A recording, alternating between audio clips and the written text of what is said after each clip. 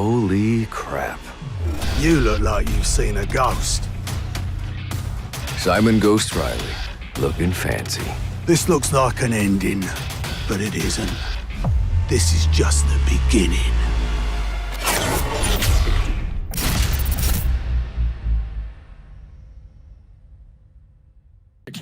Ed's gonna spot one, but 15 seconds left. They have to move. Here comes Jay-Z, trying to just slide out. He does get one.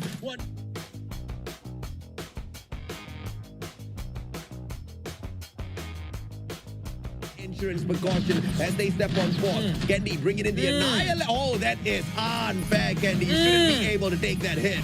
Yeah, he can hit that 3 in a row, make that 4 in a row for. Can they hold it for long? So far, 2 more players from Omega hopping on it. The gravity board it comes in. They're gonna take down 2, but I think that's a miscom. 2 of them used it already. It's just a little unfortunate with both of them pulling it out at the very same time, right? One would have been more than enough in that situation. They're gonna try to go for those 1v1 gunfights. Jay-Z takes down Glowy. Here comes Ed in that trailer. Ed's gonna spot one, but 15 seconds left. They have to move. Here comes Jay-Z, trying to just slide out. He does get one. One more Jay-Z. Captain Jay-Z just making all the plays. He's gonna get all.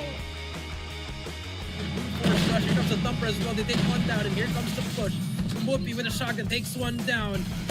One more player. They managed to break the hill. And now here comes the spawn trap. Whoopi with a KRM doing a lot of damage. Takes down 3 in a row. Can he make it for Raven? Last player at the back. The KRM is just on point right now. Whoopi went away from a dragon fire. Now you gotta love Whoopi.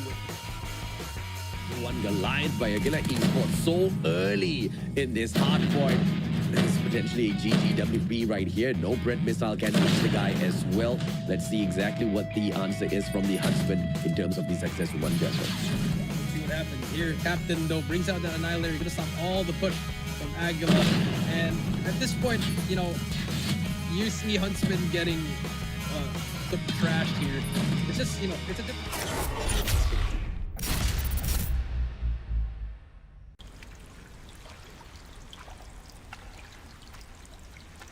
I will see her again.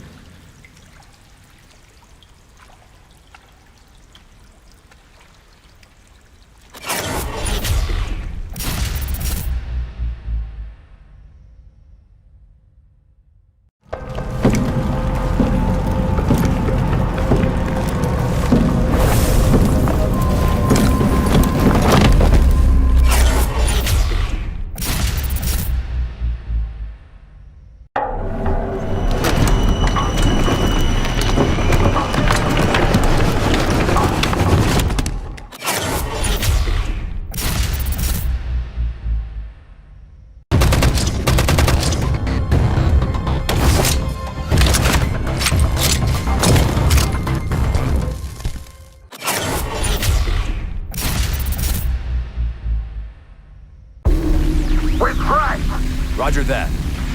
Enemy is near. Close in.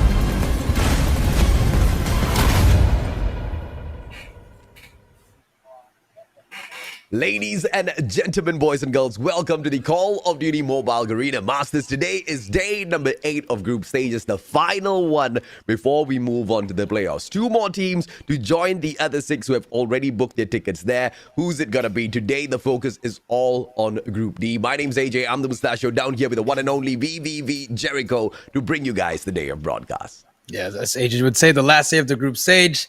Group D, it's their time to shine. Spotlight's on them. Last 4 teams remaining to go through. 2, unfortunately, will be eliminated. I mean, it's been a pretty crazy Group B and C. Group A, we knew what was going to happen there. But this one, we know who's going to be that top one. But that second slot is the one where we might just see something here. Might. The key word here is might, right? Because we've got the prodigies of the competition, C8 Legacy, the new faces that have just been proving, exactly how solid all of their plans and preparations for this stage has been, right? You don't really see this a lot, Jericho. A new team breaking into the pro scene, at this level and really smashing the other teams that they have. One may be able to say that, okay, perhaps Group D does not have the biggest names, but Group D also has the biggest name. The Eastern champions are in there. That being said, C8 Legacy has not been able to beat the Eastern champions just yet. So maybe today is that surprise that we're looking for, where they might be able to pull something like that off.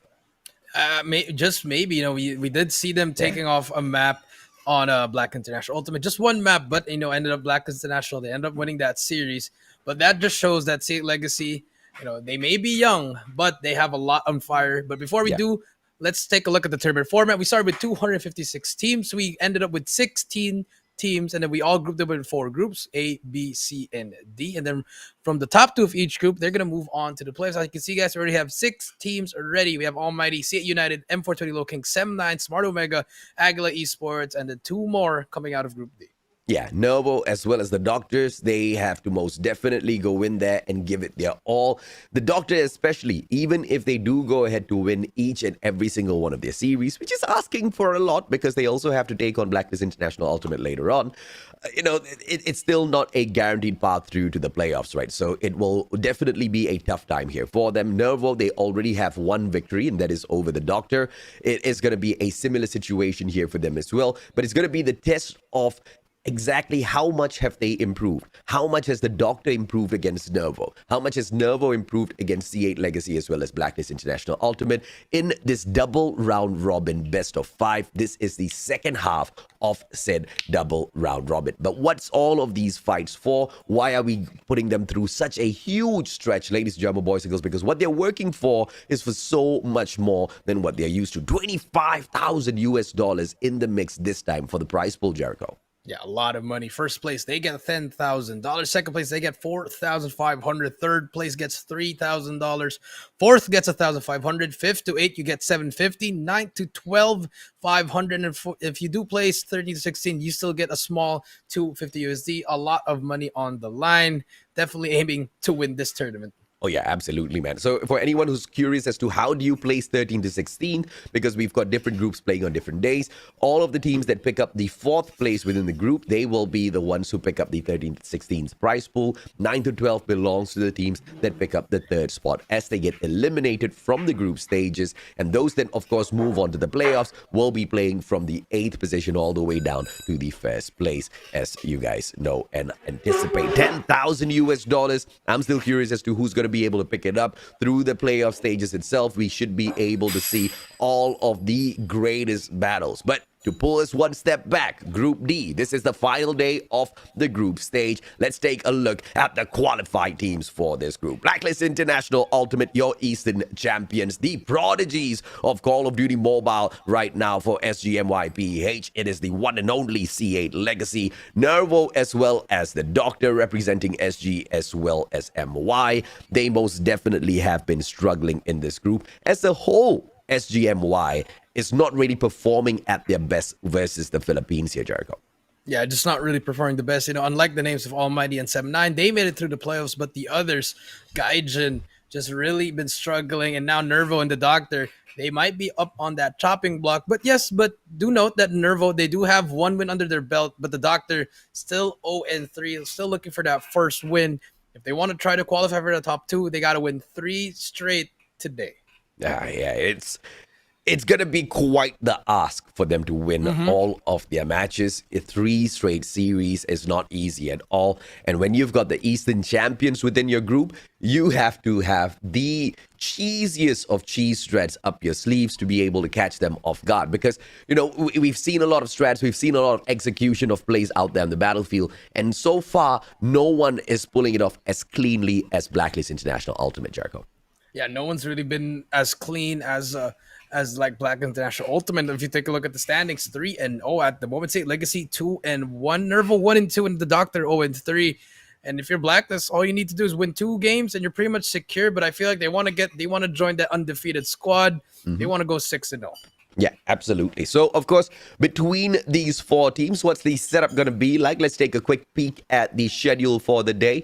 As to kick things off, ladies, gentlemen, boys and girls, obviously you can be expecting Blacklist International.Ultimate to step up to the plate. They will meet C8 Legacy in the very first series. So it's going to be a show that starts off on such a high note. In fact, the highest, I believe, the whole day can go. Yeah, I mean, I believe so too. I think that's first series. A little bit of revenge for Black this year. I don't think they want to lose that first game anymore. They might just hand him that hot 3-0 at the start for match number 2. Again, back-to-back games for Black International.Ultimate going up against Nervo. And for our third series, AJ, Sea Legacy versus Nervo. That's a big one because both these teams, they're fighting for that second place. Who's going to bring that home? It's just crazy to think that anybody else will be able to trump Blacklist International.Ultimate in this grouping itself. But we will have 3 opportunities, 3 different teams who will be able to step up to the plate and try to do the exact thing, right? Nervo, they have round number 2 against C8 Legacy. Same story. Can they find a little bit of revenge? Nervo versus the Doctors. The Doctors have to step it up. The Doctors going up against C8 Legacy. I don't know if I should be asking too much off of them. I mean, let's take on your SGMY, your rivals from across the causeway first to see if or not you can shut them down before we start traveling all the way to the Philippines. Because C8 Legacy, I have to say, are in a class of their own right now, Jericho. And if there's one thing you and I can agree on, is that we have the exact same prediction on both sides. Yeah, it's the same. I think we all saw it from those days that we saw them play. The Doctor, they still have a long way to come through. I mean, yes, they made it to the top 16, but when it came to that round robin, we saw their mistakes. We saw a lot of those flaws that those teams can exploit. Black International.Ultimate, they're just that team. They're the Eastern champions. C8 Legacy up and rising. They know what to do. Nervo, they have adapt. That experience can wash off over your teammates. And I feel like if you're the Doctor, you need something, maybe a roster change would be good after, or, just work on your game, individual game as well. Maybe some things are just not working. Yes, sir. So let's take a look at what else you guys can anticipate within this production as well. Don't forget to submit your bingo applications. Today's the very, very final day for this, Jericho. Yeah, it's the final day for the bingo, guys. We'll just let you guys know again. All you have to do is complete the activities in any vertical, horizontal, or diagonal fashion, and you have to post it with the cross activities on your public Facebook profile to be eligible to win 100 CP. Oh, yes, absolutely. So do not forget your IGN, OpenID, as well as UID, very important. And you also need 4 essential hashtags. What are these hashtags? You can jump on over to Garena Call of Duty Mobile's Facebook page to check out the bingo post and see exactly what you need. Do not forget, today is the deadline for you guys to submit this bingo card. I do not know why you will not want to do it, because it's a free 100 CP, and if you look at the items here on the bingo card, it's pretty easy, man. Like the profile picture of your crush. Super easy. That's so easy. You just go somewhere, just like it, you take a picture, that's it. There's another one. Comment on one of the Garena Masters broadcasts. We've had 8 days of broadcast, guys. Who doesn't want to comment? Hide from an enemy in a bush. Very risky, but easy. You guys know what it is. Blacklist International.Ultimate. Here's your lineup. Jabin, AG, Yobabs, Yato, Tin, as well as Kurd. Now, recently, Jericho, Tin has really not been the same old guy that we used to know. He used to be the MVP, back to back, doing everything for the team. He's kind of fallen back from his aggressive role, but I feel like he's more suited into a role now that is, more focused on the objectives. He's not really slaying all that too much out there on the battlefield, but at the same time, it doesn't seem to hurt the performance of Blacklist International.Ultimate. Yeah, I do. I definitely agree with you. He's taken a step back and slaying the part. But I mean, if you have Yato and Yobobs running around, and you also have Jabin and Skurd just doing their thing, I mean, all you have to do is pretty much hop on that hill. And I feel like that's where he does most of the damage, AJ. We're going to see that in the playoffs. I feel like when it comes to those top teams, if those 4 players can't kill them, the final player in the hill, that's going to be Tin. I think that's where his magic going to shine. But now let's take a look at C8 Legacy. We have Justin, Mark, HitX, Dre, Freezy, and 7. These young bloods have impressed us so far, but can they keep going? Yeah, Seven most definitely has been carrying his team in terms of the kills at the very least. When you look at C8 Legacy, you have to acknowledge the teamwork. You have to acknowledge that each and every single one of those players out there, they seem to be doing a lot just to keep each other's backs safe, right? But, you know, matching up against the KDs of the Blacklist International Ultimate team, more than one player is above that 1.5 KD. You're talking about Jabin on 1.56. You're talking about Yato on 1.56, and our One Punch Man Skirt himself on a 1.50. Blacklist International Ultimate, if there's one thing that the stat sheet is showing, they can slay.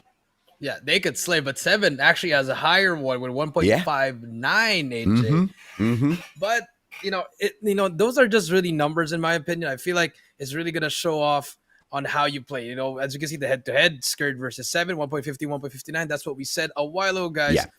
But then again, just numbers. It's really going to depend on your current play. So I feel like, but watch out for both of these players, AJ, because I feel like both of these guys are just going to do their thing again, try to get the kills that they need, and just make it work for their team.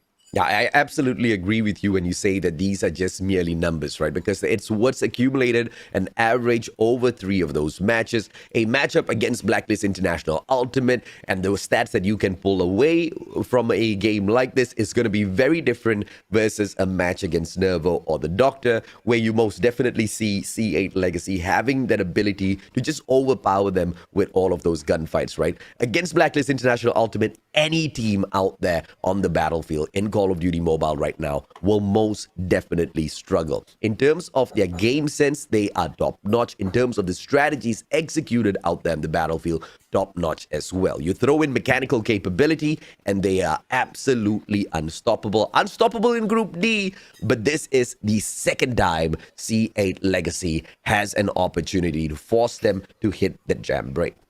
I think this just might be that second opportunity, AJ. But then again, I don't think Black International, they're not trying to lose a map here anymore. But Lady Luck goes on the side of, say, Legacy. Let's see what do they ban here.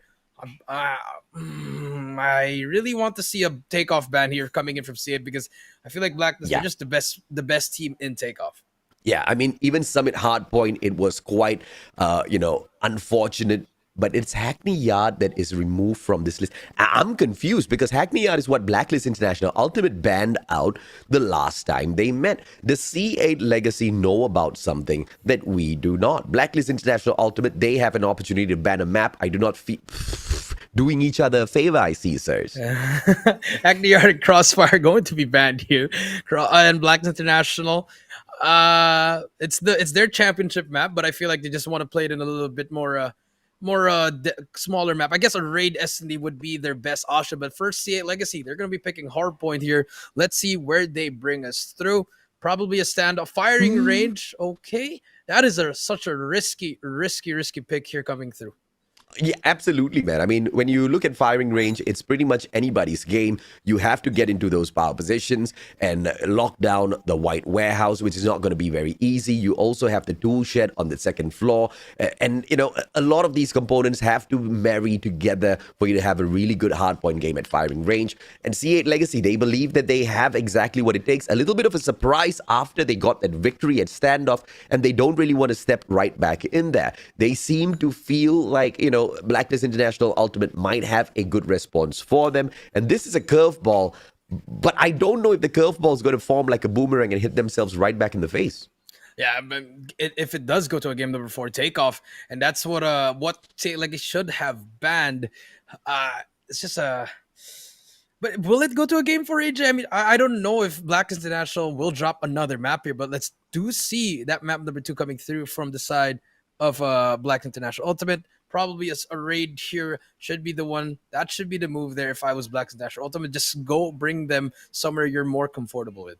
Yeah, I think I'm just going to make a big prediction here, a very ballsy one. I have a feeling like this series has got a 5-match potential, right? I think it's going to go down all the way into map number 5. But S&D at Summit, this is the pull of Blacklist International Ultimate. I don't know how big of a curveball this is, but you know for a fact C8 Legacy can most definitely pull in that raid S&D for themselves that they are very comfortable on, Jericho. Raid S&D or probably raid domination. Yeah. So those are two things they have to think through. Let's see where C8 Legacy brings us for that game. Number 5, S&D raid. Okay. And then domination in a standoff. That is a map where Blacklist International thrives. But there's also the map where C8 Legacy did beat Blacklist there. So a lot of storylines coming through there. But the last time I saw Blacklist International play on standoff, they obliterated the other team, AJ. Yeah, and it's also because the Purifier was left out for the taking, the Sparrows were left out for the taking. Hopefully C8 Legacy does not throw a bait this time around, and they take away those meta operators from the list. C8 Legacy, the first ban on the operator, please be a Purifier, sir. Do not throw the gauntlet with a death machine. What's it gonna be, Jericho?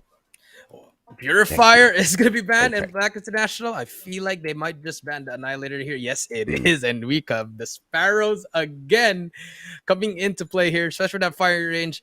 That P3, that is where you're just going to see at least 5 to 7 to 8 Sparrows just spamming through, holding down those angles. Going to be very, very important. But at the same time, I mean, will you use 5 Sparrows for your team, or do you want to like have one player on the equalizer, or maybe have another one for the Gravity Vortex? Because the Sparrow, it hasn't been as strong as before anymore, AJ. Absolutely right. And it's a good plan by the side of C8 Legacy to take the Purifier out of the equation, because close range, it is most definitely a deadly weapon. When you're talking about these hard points, especially at standoff, you drop into bakery, you drop into grannies, it's the perfect operator to break those hills and be able to run away with the matchup for the time being. But of course, as we drop into firing range here for the first game, Hardpoint, let's see who picks up those power positions. White Warehouse, Auto Repair, these are the 2 locations. And Justin immediately taking the player out of auto repair, not going to be able to get those shots, but Freezy brings out the boxing gloves instead. Jamin goes down, and C8 Legacy, they open up the hard point. Yeah, C8 Legacy, they open up the hard point immediately, but they did get those early kills, but Black International.Ultimate, they managed to stay on those power positions that they need. Yato, he's going to get taken out, so no trailer control for the side of Blacklist, but they do have one more player in the middle. That's going to be scared. He's also going to get taken out. Beautiful break for C8 Legacy. With them losing those early points, they still get the spawns as well as those Steel House, AJ. But here comes the aggression from Blacklist. They're just going in there as fast as they can, and I love it from Blacklist. They're not slowing down. They just want to double that pace. And C8 Legacy, can they hang with that kind of pace? Yeah, I feel like it's just way too much of time on the board for you to sacrifice this push and then go on to the second hard point. Nobody is at home. C8 Legacy could have made a play here. Justin, unfortunately for Yobab, he slides in at the wrong moment against the wrong player, and Justin's just ripping through all of the C8 Legacy players as he continues to hold on to those points. 22-17. That's a good comeback on the first hard point itself. Yeah, it's a good comeback from that first hard point. At 22-17, you have a 5-point lead here, but now this is where Blacklist like. This is what the positioning we've been talking about, AJ. They're just all already. They don't even need to push out. They just have that free aim on the lockdown. Tin, this is where he has to shine here. So far, they're about to get pinched by a player, but he gets taken out. And that's going to give Black International more opportunities to hold down that hill. And now with the Legacy, we're starting to see those mistakes here. And they managed to break that P2. And as soon as we say that, they actually put some players inside. But actually breaks the hill. Good break for C8 Legacy.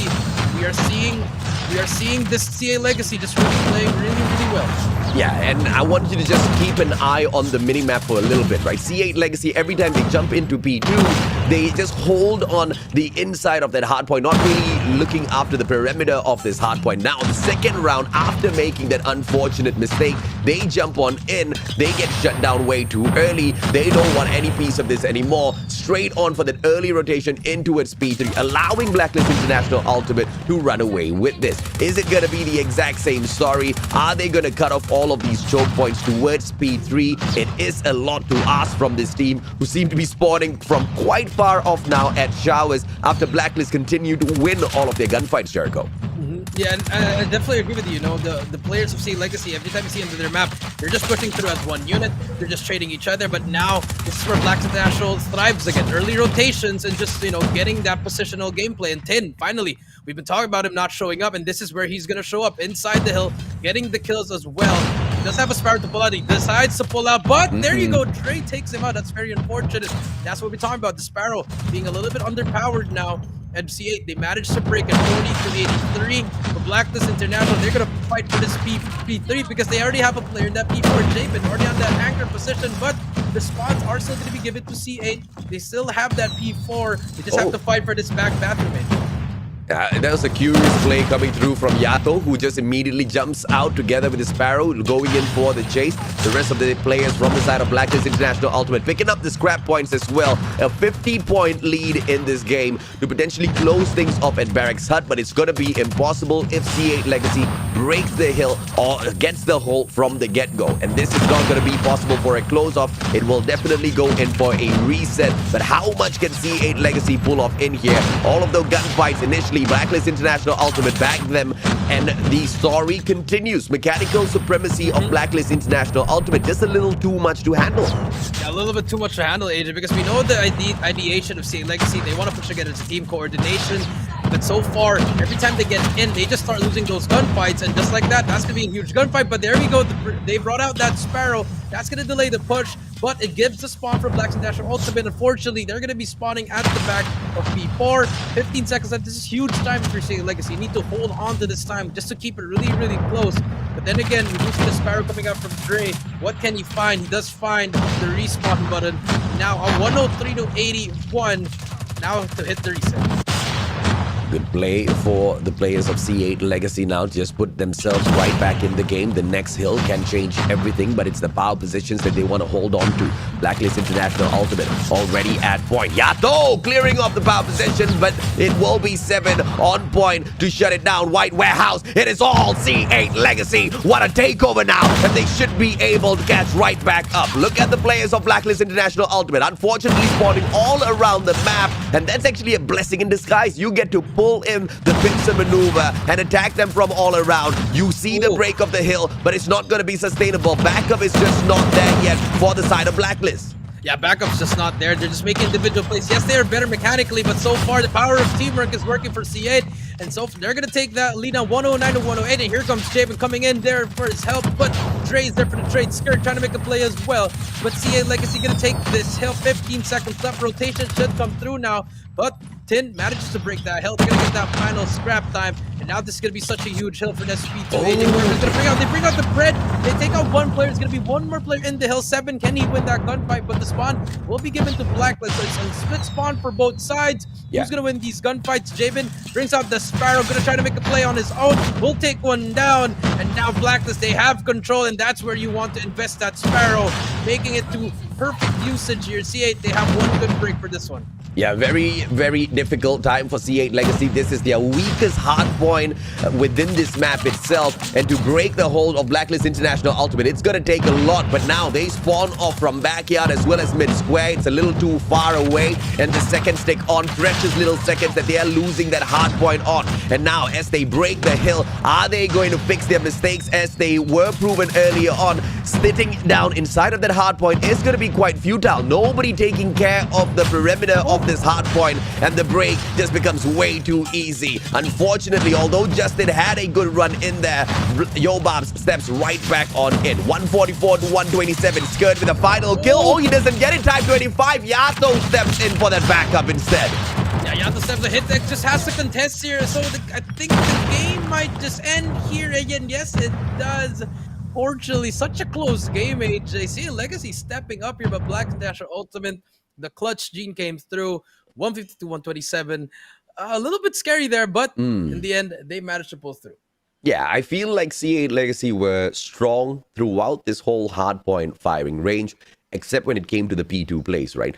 The strategy at P2 on the side of Blacklist International.Ultimate, it was just so much more stronger. You see the objective players jumping on in, and they don't overcrowd that P2. They do have the rest of the players sitting down within clearing area. You can see one player always taking a spot behind the car. You can see one on the second floor of Tin as well, just kind of closing off the perimeters before the players can even get to play in that hard point. And that's exactly where Blacklist International.Ultimate ran away with the points initially in the first time we stepped into P2. And in the second time we go in there, they finished the game off. C8 Legacy, on the other hand, although they were able to fight back and forth at that P1, P3 was a good, battle as well. It was P4 where they truly waited to make a comeback, and it was too late to wait for it to go all the way back there. P2, they ultimately lost this matchup, and it's unfortunate to watch because apart from P2, the rest of firing range was played really, really well by C8 Legacy.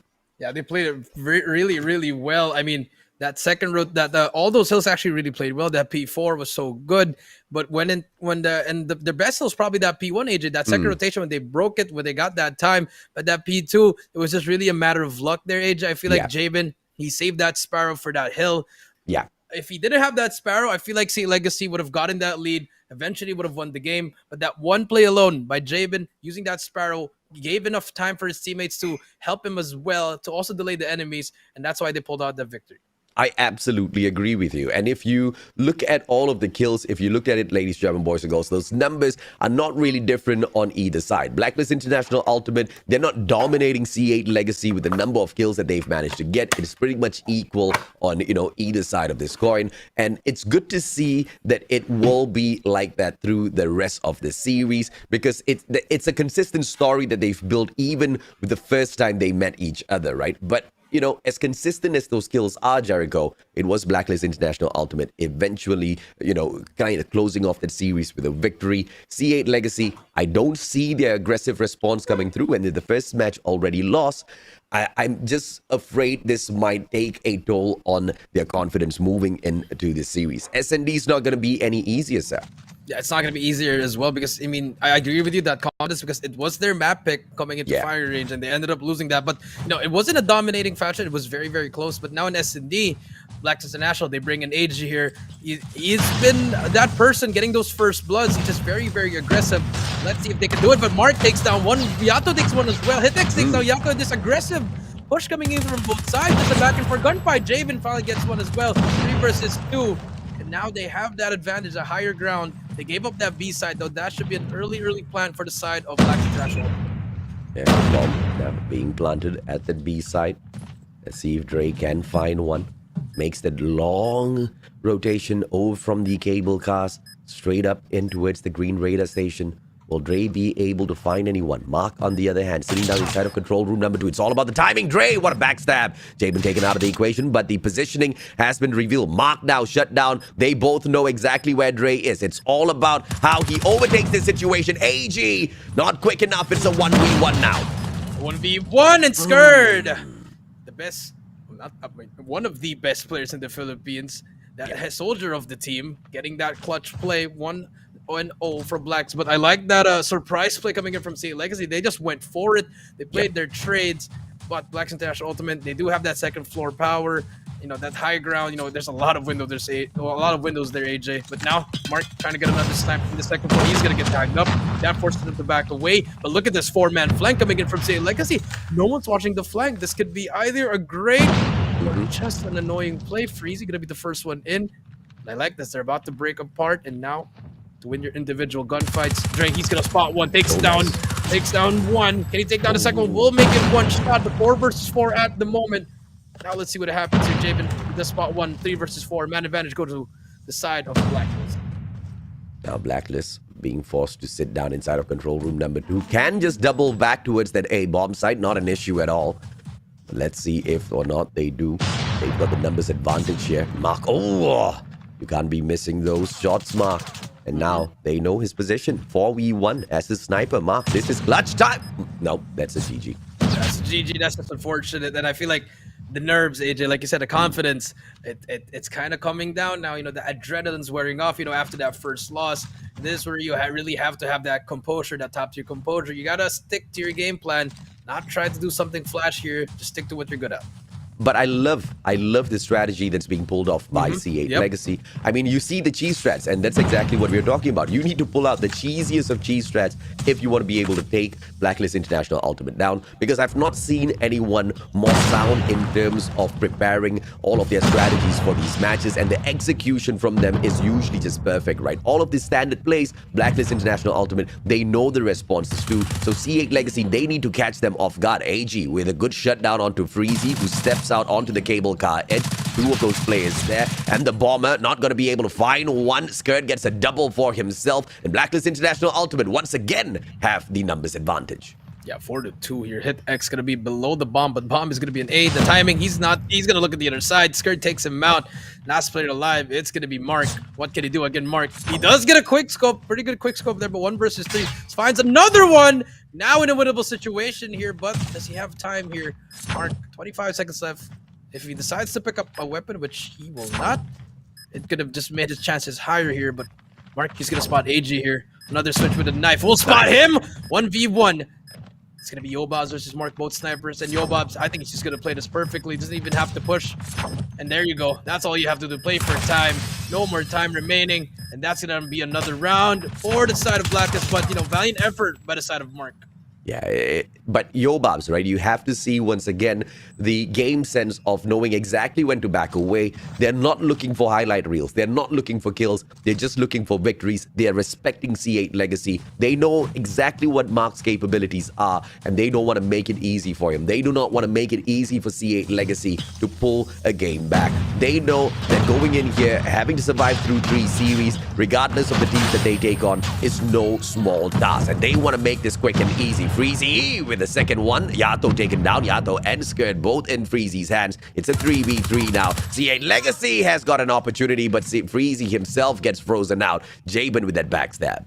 Yeah, Jay with that backstab, making that play for them. But 7, gonna be that second floor. 3 players of Blacklist International.Ultimate all in the middle, but there's gonna be a guy all the way at the back.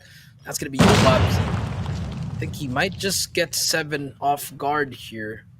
But Mark as well is going to be very far. So if 7 dies, no trades comes through. Bomb is down in A already. Here comes the retake. 7, does he check that left side? Does spot 1. 7 spakes out Javen, but there's going to be Yobobs on his left. But Yobobs actually misses that shot. Now 7's going to push through with that P90. He's just going to push through, but Yobobs just playing around with him. AG takes down Mark. And now, 7, he didn't clear the back. He might just get pistol. Yobobs just, you know, just toying with him, just getting that attention. Just delaying it for him. He does go down. 1 versus 1 now. He does spot AG, and AG, all he has to do is get the hell out of there. Play that time. The window's gonna be perfect for him. That's just, you know, that's just perfect plays from pro players. That's what that's what's gonna happen if you go up against these kinds of players. Yeah, absolutely. And Summit, by the time you get down there, even if you win your gunfight, you do not win the round. And when you play for S&D, it's not about the kills when you're on the attacking side. It's about detonating that bomb. And Blacklist International.Ultimate playing S&D at Summit down to the T. C8 Legacy, although they bring out those cheese strats, they on defense, man. I mean, clearly it's not really working. They have to default back to something else here. Maybe those standard plays is exactly what they have to now default right back down to. Blacklist International.Ultimate, as they go in here for yet another approach into control room number 2. I like C8 Legacy this time. They hold back. Yeah, they hold back indeed, but they have to get around here. But they do get that first blood from Mark. You know, finally getting that first blood with that sniper. But you do see C8 Legacy. They tried their cheese. They tried their cheese strats for 4 straight rounds. AJ, they all lost those 4 rounds, and now just trying to get 1 more round, you know, just to stop that bleeding before the switch of sides. Blacklist also just delaying and delaying, letting Yobobs trying to find a pick as well. But look at this. Finally, C8 just really holding that down, and I like it from them. A different kind of strategy, different kind of patience here.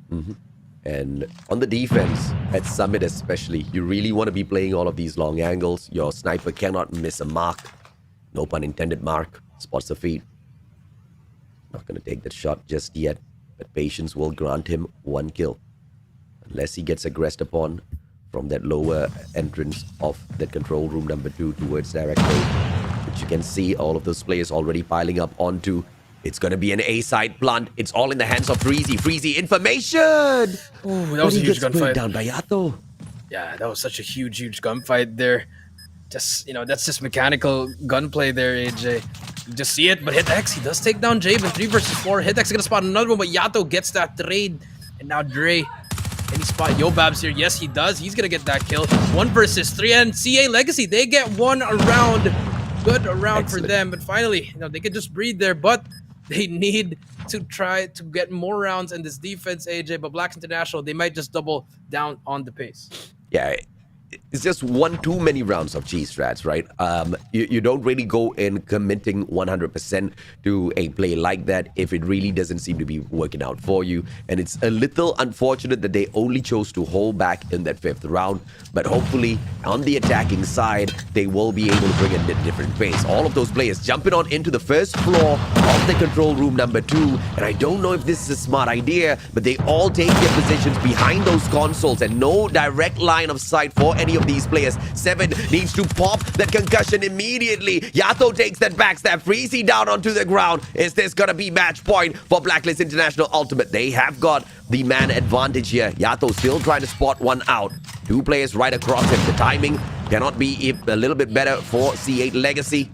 As Yato now backs away, the number's still not thinned down just yet. Jabin very aggressive on the maneuver, but manages to win his gunfight. Yeah, managed to win that gunfight, but Dre, he's gonna get taken down. Last player alive is gonna be Mark. 1 versus 5. What can he do here? You just see 5 players just pushing through. He does get 1, does get 2, but the bomb is already being defused. Believe it just might be over now, and yes, it is. Skirt gets the defuse. Match point for Blacklist International.Ultimate. See, Legacy, I knew what they were trying to do, but they were just getting chased off by at least 2 or 3 Blacklist players every time they were trying to go back and help their teammate. Yeah, and it's just a little unfortunate, right? Because they're second-guessing all of their moves in here. As the attacking side, as they jump on fourth, they are waiting to find those Blacklist International.Ultimate players, but unfortunately, spotting them is just a little too tough. Because Blacklist International.Ultimate, they hold on to all of these angles, not over-aggressive, trying to peek at the same time. And when you do spot a player, he spots you out too, and then you get shut down. But this time, Hit X does manage to fire a fist against Jabin. Mark gathering up back with the rest of his team members. Second floor of this control number 2. They have to win these gunfights. Dre on the right-hand side. Let's see what he can pull off. You get that first blood, so that's huge for them. That's gonna open up some lanes for them. As you can see, middle is very clear here, AJ, but they do have 1 player, AG, watching over that one as well. But Dre, but Yato plays that corner perfectly. He's gonna spot another one. He does get 2. How do you get that? Can he get 3? But Freezy finally trades him out. 3 versus 3 here. But if you are C8, you could have gotten. Oh, but actually, never mind. Freezy, he makes 2 huge plays there. Now it's gonna be a 3 versus 2. The 2 players on the side of Blacklist International.Ultimate, they just need to stay silent and wait for the bomb plant now. Yobabs might get his backstab here. It's a 2v1, but 7 bags out AG with that information, and Mark shuts down Yobabs. C8 Legacy still alive, but will they be able to extend this even further? Do not forget Blacklist International.Ultimate on that match point. Can end this, and all it takes is just 1 good round. And they've found many so far. Yeah, they need 1. They just need to find something here to string, but they can't lose anymore. Blacklist International.Ultimate going for that aggressive rush here. They do have 2 players coming through. Yobas with that sniper, but look at how passive C8 Legacy is. They know. I think that's just giving the idea that their whole team's gonna be there, because look at Blacklist. They already stepped up on that second floor. They have middle control as well as snow control. But Mark, he can probably find a cheeky spot here. Has to overextend that. He might just get taken off if he does go in. Mark trying to make a play as well, but Yobab takes on Freezy. Hitex gets the trade. That's gonna be opening for A, and now bomb should be planted in a while, but they decide not to. Yeah, they do. They want to get 1 more kill here. That's gonna be a player over there, number 2. That's gonna be Yato over at the cable car. Can he try to find something on his own? He's gonna spot 2. He needs help from his teammates, and there's gonna be Skirt on top. We'll get 1, and this might just be it. Skirt gets 2 in a row. 2 more players. 1 last player. It's gonna be Dre. What can he do? 1 versus 4. That's just a little unfortunate how those, chain of events just unfolded one after the other. Blacklist International.Ultimate, all they needed was that information from Yato, and Skird played that information to the T in terms of responding for that backup, takes out 2 players, and now it's all in the hands of Dre to extend this further. But we've seen 1v4 situations against Blacklist International.Ultimate already. When it comes to C8 Legacy, it doesn't end well. We anticipate this to go in for a close, but Dre, CBR, can he make the play of the day? Yes, he gets 1 kill. Skirt taken down. Repositions himself immediately. AG now right behind him. He does manage to spot another player, but Jabin from afar will be able to take him out of the equation. 6-2. And you're right, Jericho. Even if he did make that play, he would have run out of time. And Blacklist International.Ultimate were the winners from the start of this match, with the way they were taking it, with such confidence and such perfection in execution of all of those rounds, Jericho. Yeah, perfection indeed. They just knew what to do from the get-go. That's why they chose that map, AJ. Aggression, passiveness, they had everything on a lockdown. And this individual plays, those are some of those plays, AJ. You expect those players to die, but they just make magic out of it. Especially Yato. We saw him in so many interesting positions, AJ, and he just picks up 1 to 2 kills, and then that's his job already. And I love it from Black International.Ultimate. For the side of C8, I love their ideation, but the execution just wasn't the best. Yato, if you ask me, was just a little overconfident, a little over aggressive, and he wasn't punished by C8 Legacy. That's the disappointing part, if you ask, from the side of C8 Legacy, right? They should have called Yato out a little bit more every single time he stepped out, but Yato with his supreme gun skills just didn't allow any room for that whatsoever. He manages to win all of his gunfights, and it's the decision-making that comes through from Yato, which is just so impressive, right? And we detected that at the round where he did call Skirt in there for that backup, not over-aggressing, not stepping out, holding down his position, making sure he, even if he cannot get a kill, which is not the important part, he is able to sustain and remain alive out there on the battlefield. And that's exactly where he shines as a player, Jericho. Yeah, that's where he really shines, just making those adjustments that you really can't teach that, AJ. I feel like that's a combination of mechanical gameplay as well as game sense, AJ, yeah. Which a lot of players, a lot of great players, they do have that great gun skill, but once you leave them in those 1v1s and those 1v3s, that's when you see their mindset is very different. And I feel like Black International.Ultimate, most of their players, they have that clutch gene, and that's just what separates them from a lot of the teams, AJ. And you also need deep trust in your team members to be able to play like Yato. Because a lot of the times when you jump on in there, and if you're talking about a regular ranked match, you're not jumping in with your team members. Sometimes you jump in with your team members and you don't trust that they can execute the task to perfection, and you go and try to get those highlight moments for yourself. Yato is just not that kind of guy, right? Blacklist International.Ultimate, just not that kind of team, which makes them so dangerous. And right now, C8 Legacy needs a reverse sweep or an unfortunate defeat in the opener of the day in itself. I expected a stronger play from them, but I'm not disappointed at all, because at the end of the day, this is Blacklist International.Ultimate we're talking about. Yeah, I mean, Eastern champs. What else can we say? Yeah. They are. I mean, that's their reputation. They've built it up, and they are not looking back. And now, standoff domination, map pick by C8 Legacy. But this map, I feel like, is where Black International is at home. They've loved this map, and I feel like C8, they're just walking through a trap. But let's see what they can do here, because so far they are getting those early kills at the moment. Good trades on both sides. No one's helping on that B flag yet. Just getting at least 3 or 4 down. And I think that's just the game plan. You get some kills first before you hop on those flags. I'm just curious what gun is Justin using, because he's holding on to such a acute angle there on top of Bakery. He should be able to play prevention. Justin shut down by a CBR out of Yato. Yato should not be able to hit shots like that from that distance, Jericho. Yeah, you can't really hit those shots from that distance, but it's just part of the game there, as we can see. But now, Black International.Ultimate, they captured B, and look at C8 Legacy in no time. After they died and they lost B, they just overextended immediately. And Freezy, I don't really know what was the game plan there for him, but they leave one player alone, hit the X, and he tried to make a play on his own on that A flag.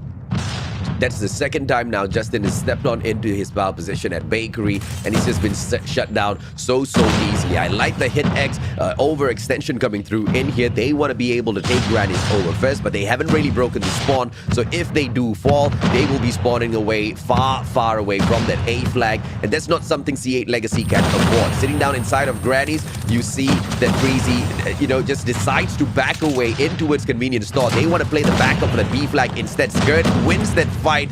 Hit X goes down. Freezy down on the ground. B flag is not for the taking, says Blacklist International.Ultimate, but it is ripped away either way. They were so busy over at convenience store. That was almost perfect on the side of C8 Legacy. Almost perfect for them, but they managed to get that BNC, but for how long can they hold it? Because here comes Yato, he's gonna get taken down, and now finally Justin, as well as the players on that power position, they're gonna send 2 there, and so far they're just trying to defend it with their life here, and so far they're doing really great. AJ Skirt, he finally gets 1. They finally managed to break that midline defense, AJ, but the spawns are still on the side of C8. They have a player tracked as well in Statue. So, Blacklist, what kind of break are you going to have here? As you can see, that top red still alive. He's finally going to get taken out. Dre, last player alive. What can he do? Javen takes him out, and just like that, another B flag. Not yet. Prevention comes through from number 5. That's going to be Freezy, and 7 decides to bring out the Sparrow to take down 1 player. but that's enough time for them to regroup and cover that B flag. Yeah, Justin's really struggling from the position that he's trying to play. And, you know, if I was Justin, I'll just reposition myself, man. Just give up on Bakery. Try to overtake the situation from a different angle, perhaps that statue and tank, because he still is tasked to hold on to the defense of the B flag. But everybody seems to be spotting him out. But Justin finally, SKS for the play, gets called out, gets a triple in a row. That's the kind of play the side of C8 Legacy needs out of him if they want to stay in the series. Yeah, they really need those plays, and so far it's been pumping up, and now Justin, they invested 2 Sparrows there, AJ. Might cost them in that second half, but they want to secure that lead in that first half. Tin trying to make a play, gets 2 in a row. Can he get third? No, it doesn't matter, but this first half, it went to the side of Black for the start, but see, Legacy, they managed to make that comeback. I'm gonna take this half 75-63. Oh, what a play. And I like this. I really like that aggression for C8, but now with them using at least 3 Sparrows in that first half, AJ, it might just affect them because, you know, 5 Sparrows for Black International.Ultimate at the disposal. 7 needs a race on the side of C8 Legacy because he kept the team alive. Every single time Justin was going down prematurely, 7 stepped up to the plate. He stepped onto statue and tank. He was winning those gunfights that Justin was supposed to win. He wasn't allowing 7 to play the best game that he could, but 7, you know, eventually stepped up to the plate. You just have to love this kind of play out of C8 Legacy. And now they have to make a beeline after taking their own home flag already. Yato with the double. Tin manages to back Justin as well. They are over-aggressing. They want to get a triple already? Or what do they want to flip the spawns? I feel like they're just trying to hold him down because they finally get that B flag. I think they might go for a trip cap once they get that tie, AJ. But here we go. 10 brings out that Sparrow and Skirt holding down the graveyard, just getting those kills. And we do see the different kind of aggression coming in from Blacklist International.Ultimate because they saw that C8, they were just throwing their hands inside their spawns. And now it's their turn, AJ. And so far, things are looking really, really bad for the side of C8 Legacy because that lead, it's getting thinner and thinner. This is just a distraction that C8 Legacy does not need. They just need to go in there and play that B flag, hold on to the C flag, just do a little bit of that same old earlier on. B flag finally on for the take, but what a prevention coming through. Yoba, he manages to get all of them off of that play just with the Sparrow. Justin with the backup. SKS once again for the pop. This time, he wants to hold on to Grannies. He will be able to play that, and he goes in for the securing of, or the clearing of markers at that A flag as well. But it's not enough as Blacklist International.Ultimate have already overtaken the situation in terms of points, and they now might be able to run away with this. Once again, an overextension and distraction played at Grannies. This is the part where C8 Legacy starts to falter. And that's going to be another triple cap. They managed to stop it once, but it doesn't matter. Blacklist, they get it at least for at least 2 to 3 seconds here. 1 tick, that's going to be 110-99. Say Legacy, still a winnable game. If they can get that B flag right now, it's very, very huge for their comeback from 113 to 100. Here comes Yato with his Sparrow. Does not miss the shot. He's going to get taken out as well. And now we do see C8 hopping on it, but look at the defense of Blacklist. They know that C8, they're just scrambling, trying to find something. It's going to be easier kills for Blacklist International.Ultimate. With those Sparrows and with those power positions, all they have to do is pretty much wait now. This is just C8 Legacy with the fight of their lives. They need to be able to pull back 2 of these flags. Heck, if they wait 5 more seconds, they need to get a triple cap if they want to make it back into this matchup. And I don't think they can afford to take a triple cap against Blacklist International.Ultimate and live to tell the tale. So they need to hustle up. But unfortunately, time is not on their side. David brings out the Sparrow as well to make things even tougher for them. But he gets shut down by HitX. HitX traded out 135 to 111. Time is running out on the side of C8 Legacy. And if this does go on for another victory, it's the perfect 3-0 start for Blacklist International.Ultimate. The strongest opponent within Group D for them, taken down with ease, sets the Eastern champions apart, Jericho. Yeah, they are just showing off here. But you know, C8, they managed to get that 2 flag, but it doesn't matter. Blacklist, they just need 1 more flag. Can number 3 make a play? Dre gonna hop on that C flag. Is he gonna win that gunfight? Yes, he does win that gunfight, AJ. But we do see more players of Blacklist just trying to defend it as well. Dre, he's gonna get taken down. 7, he's gonna get taken down, and that's gonna be it. 3-0, AJ. Hot 3-0 from Blacklist International.Ultimate. But C8 Legacy, they managed to hold on there for all of the games except for the S&D, AJ, and the Eastern champions getting 4. They're gonna get 4-0 in their group now. You know, I want to throw this thought out there. that maybe C8 Legacy could have done more, but they just don't want to show all of that prowess within the group stages itself. Because in order to secure the playoffs for them, all they need to do now is just make sure they do not lose to Nervo, they do not lose to the Doctor. It's still possible, man, and I'm not saying this to take the victory away from Blacklist International.Ultimate. It's a no-brainer that they are the favorites to go in there and win. But I feel like today's games were just way too one-sided in the favor of Blacklist International.Ultimate. C8 Legacy, although they keep themselves, afloat with the points, they don't really falter way too far back.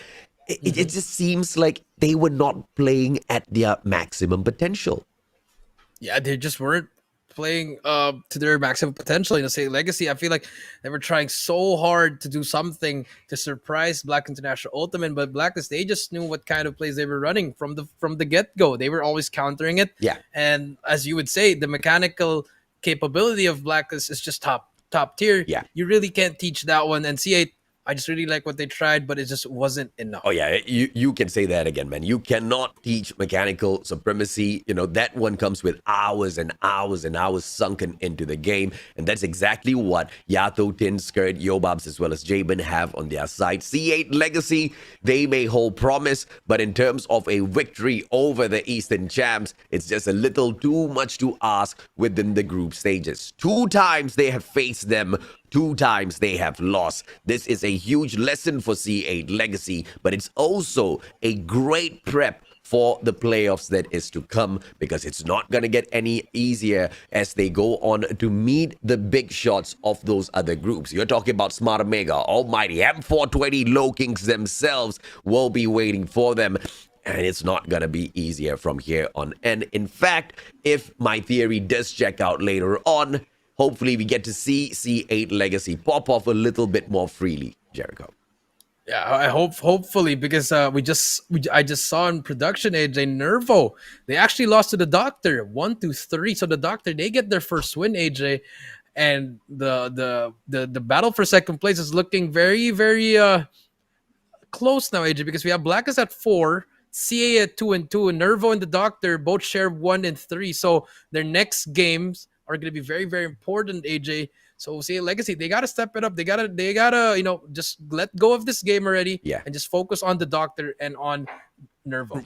Yeah, I've got a lot of questions here for Nervo, because if they lost to the Doctor, then, they really need to rethink some of their team strats, man. Because, the Doctors don't really bring in the best of plays into Call of Duty Mobile. And, with the experience that Nervo brings up to the plate, you would, perhaps think that they have the better chance of grabbing that win. But a 3-1 is a convincing victory over on the side of the Doctors. I'm really happy to see exactly how well they've hit back against Nervo. But can they keep themselves alive? Today is the day where the Doctors have to prove their best in the competition. And, 3 series back-to-back, man. Let's wish them the best. And hopefully when they meet C8 Legacy later on, it can be a similar fashion of a story for them. Because, like we discussed, they need to win every single series to even stand a chance, Jericho.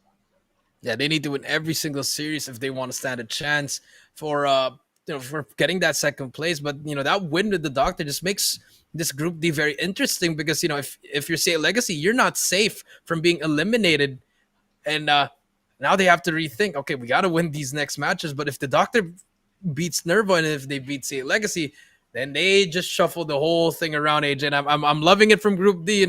We said that this was one of the easiest because Blacklist was the Eastern champions, but so far I like the other 3 teams just showing why they are capable of actually going into the playoffs as well. I also like the fact that C8 Legacy did attempt those cheese strats on that SND. I'm disappointed none of them worked out. And I'm very sure C8 Legacy is disappointed none of them worked out. And it might have worried them a little bit after that as well, man. Because, you have to put yourself in their shoes, and kind of think like what's going through their minds. And they're just thinking, what do we have to do to take them down? I mean, they're just so good out there in the battlefield. You spot them regardless of what sort of flank you pull off, they still manage to take you down. Yato hitting that 1.18 KD, impressive as ever out there on the battlefield. We saw how much he was doing. Yeah, he was. We saw how much he was doing, and I mean, 1.18, very good numbers, but we expect that to go higher, AJ, because these numbers, yes, it's pretty good for him, but I think he's accustomed to himself that I gotta drop at least 2.0 KD. Yeah. I know he's not thinking about the kills, but we know he's capable of doing that, AJ. But he's clearly not thinking about the kills because remember, if we take a quick flashback onto what happened at Summit earlier on, it was Yato who got stuck in a 2v1 position. He was standing by the cable car. And it's the kind of decision making that you pull off in some of these matches that really either make your teammates happy or frustrate the heck out of them, right? Because if Yato had been that sort of guy, and almost every single team has that guy, right? He makes a call, he says there's two people here, and the very next second, he dies. And he didn't die because the other team aggressed or whatsoever, because he goes and rushes those two guys. Yato's just not that sort of guy, right? He gives that information, and he plays that distraction to the T, just so that Skurd can pick those kills up for him. Blacklist International.Ultimate, they're not focusing on the KDs, they're focusing on perfecting their team play, which was already perfect to start with. And all of these other teams, unfortunately, they just have to be on the ready. We're going to take a quick short break, ladies and gentlemen, boys and girls. And when we come back, this Group D madness continues.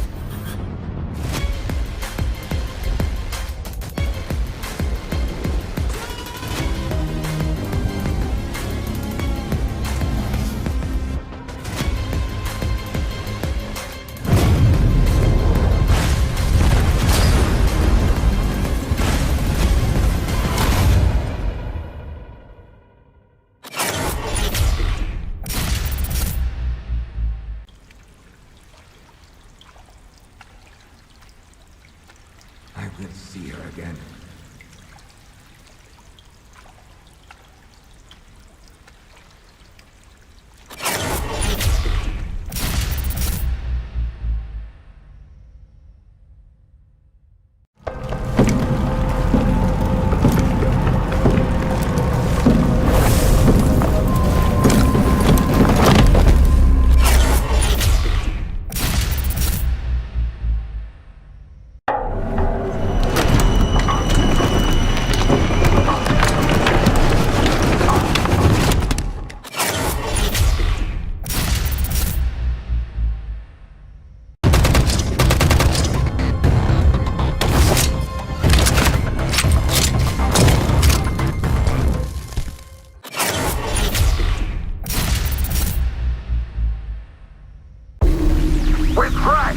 Roger that.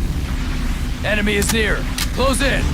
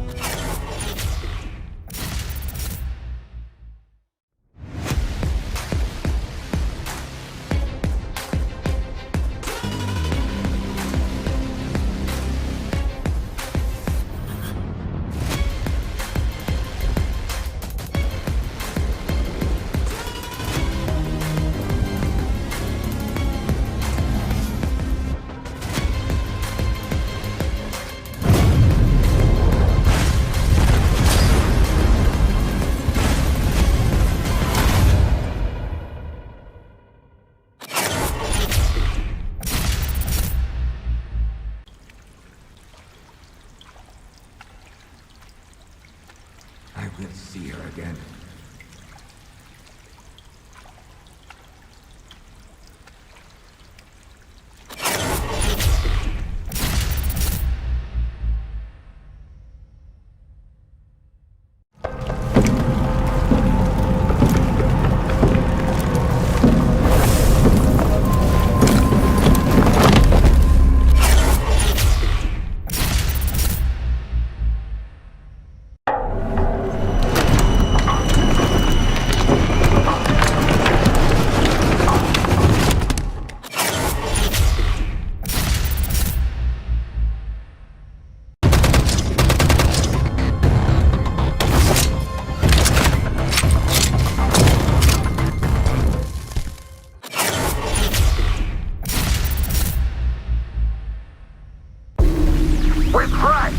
Roger that. Enemy is near. Close in.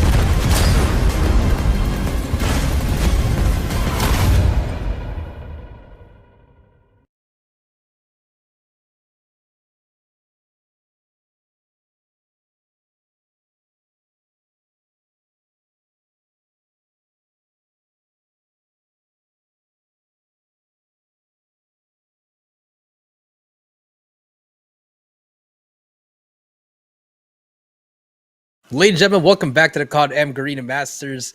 This has been day number 8, and so far we've had a 3-0 at the start. I am VV Jericho down here with the Mustachio AJ. 1 down, 3 to go, and actually a very surprising news. Nervo losing to the Doctor 3-1. Now they're both tied at 1 and 3. So this game number 2 for Nervo is the most important one, because if they lose this one, AJ, it's bye. So I mean. And I think the Doctors are actually proving that team chemistry kind of trumps, some of the experience that these pro players bring into the Nervo squad, right? Because, Nervo as a whole, you see it's a conglomeration of team members who have that pro scene experience on their side already. Doctors, on the other hand, they haven't really stepped it up to, the top league just yet all that many times, but they have been maintaining that team chemistry for such a long time now. And it seems to have worked out in their favor here, Jericho. Yeah, it's just been working out. Unfortunately, we only saw it in the last day, AJ. If they have done that in the previous days, I feel like we've might just see them in that top 2 spot going up against the Legacy. But now, with that 1 win under their belt, can they keep going? Can they win 2 more straight? But it's not going to be easy, because their next match, C8 Legacy, and for their last match, it's going to be Blacklist International.Ultimate. So definitely not an easy task. But if they do it, then they're just going to make a lot of headlines, AJ. Yeah, but you have to, at the end of the day, still be in awe at how the Nervo squad has been able to beat the Doctors, and the Doctors using all of that information that they've collected for themselves in this second half of the round robin to play it against Nervo and to reverse those numbers, right? To take a 3-1 victory over them. And I just wish we could have caught that action, because that's exactly what we tried spotting through this whole setup of this double round robin. A little unfortunate, but hopefully we still have the opportunity to see the Doctor perform out there on the playoff stage. It will be a lot for them to be able to qualify for that. They have to win over C8 Legacy as well as Blacklist International.Ultimate, which is asking for a lot from any of these teams in here. But now Nervo, after that defeat, they have to go up against Blacklist International.Ultimate, and if they couldn't cut it against the Doctors, I don't know what their chances are against the Eastern Champs. Yeah, it's just looking very, very sad for the side of Nervo. But if they can do it, it can be something at least. That's gonna be match number 2. Match number 3, say Legacy versus Nervo again. So we're gonna see Nervo back to back. To close out things is gonna be Black International Ultimate versus the Doctor. And like what we said at the start, Nervo, the Doctor won that. and they're going to go up against C8 Legacy and the Doctor as well for that Yeah. off-stream match number 2, AJ. But now, let's take a look at Black International.Ultimate once again. Jabin, AG, Yobob, Ziatu, Tin, and Skird undefeated so far. Can the streak keep on going? You know, for a brand like this and the way they play, not underestimating any one of their opponents, not even wanting to drop a single map against C8 Legacy, I feel like not only are they ready, but they are dead serious in this competition. They are already aiming for the number 1 spot, $10,000 in the bank account. That's exactly what Blacklist International.Ultimate won. And with the current way they are proceeding in the competition, I feel like they already have their hands on that prize. But can they get through the other teams? Can they get through Nervo in a convincing fashion as well? Let's take a look at the lineup of Nervo, ladies and gentlemen, boys and girls. Love Range, Claudra, Bak Choy, Keiki, Jimon, as well as Adapt. Once again, they bring in the pro scene experience, but it's the chemistry that seems to be lacking within the team, Jericho. Yeah, the chemistry is really that one thing that you really have to work on as a team. And like what we said before about Nervo, they only formed this team, a week before the qualifiers, AJ? But, props to them for actually making it through the top 16. But now we do see that those mistakes coming out, though, a little bit of that chemistry and also that slaying power not really coming up to par with these teams. But hopefully they can make this comeback. But going up against Blacklist International.Ultimate, it's going to be very, very difficult. Yeah, this is just the first rendezvous for Nervo, and I hope they stick together because, what's more disappointing than seeing a team lose is seeing a team fall apart after they lose, right? Because losses are normal in a competition. So, you're not going to be the kings from the get-go, right? The players who are on the side of Blacklist International.Ultimate right now, they didn't start off as the prime brand for us all to keep an eye on in the Call of Duty mobile scene, but they had to work together and they had to work their way up. And hopefully that's something that we can see out of Nervo because consistency in these competitions at this level is key. The KDs do not look that enticing if you are a Nervo fan. Yeah, if you're a Nervo fan, I mean, scared 1.50 Cloud with 0.80, you just don't want to see that in these kinds of situations. But we have to give them some slack there, AJ. They've only been teaming up for a while. But the individual gameplays, it has to really come out here. But so far, it's not showing up in the numbers. Yeah, it's not showing up in the numbers. And obviously, we are taking up the numbers and comparing it to one of the best sets of numbers in the competition. A 1.5 KD is super impressive, and it's not easy to maintain through the group stages, even within Group D, because of the quality that's present within this group, right? And Claudra, yes, he struggles to show off against Skirt in this head-to-head, but the bigger question is, can they show off out there on the battlefield? Getting a victory overall on the series may be tough, but, winning those gunfights, winning those smaller skirmishes, winning those smaller objectives at that hardpoint, at the dominations, getting a few of those S&D rounds off, proving that they have the quality to hang with the best for a long time in the future as well. That's what we're expecting out of Nervo in the series. Yeah, that is what we are expecting. But now, Lady Luck, not on the side of Nervo, AJ. That's very unfortunate. Black International, they're going to get the first ban as well as the first pick here. Let's see what do they ban here against Nervo. It's going to be Takeoff. Okay. They just don't want to play that Takeoff anymore. They gave themselves a favor. They did us a favor as well, AJ. Yeah. Thank you. I think Blacklist International.Ultimate is just being ever so merciful to all of their opponents. They seem to be removing the map that everybody else seems to be struggling on. And they did it in the previous series. They do it here as well. But C8 Legacy gave that favor right back to them by taking away, Crossfire from the mix and saying, what, we will take the hard way through this journey. But Nervo, on the other hand, let's see what they come in here and ban off, because the last time it was Takeoff that they didn't want. And Nervo, they respond accordingly. They remove Hackney out from the list. We do not need your mercy, sir. Let's get down and dirty with this matchup. Hardpoint, Blacklist International.Ultimate. We can see a firing range. We can see a summit. The last time they met here at firing range, when I say they, I mean Nervo. Nervo got thumped out 150-40, which was sad and difficult to watch, Jericho. But like we say, man, it is Blacklist International.Ultimate. And what a curveball. Crossfire instead to make things even more difficult.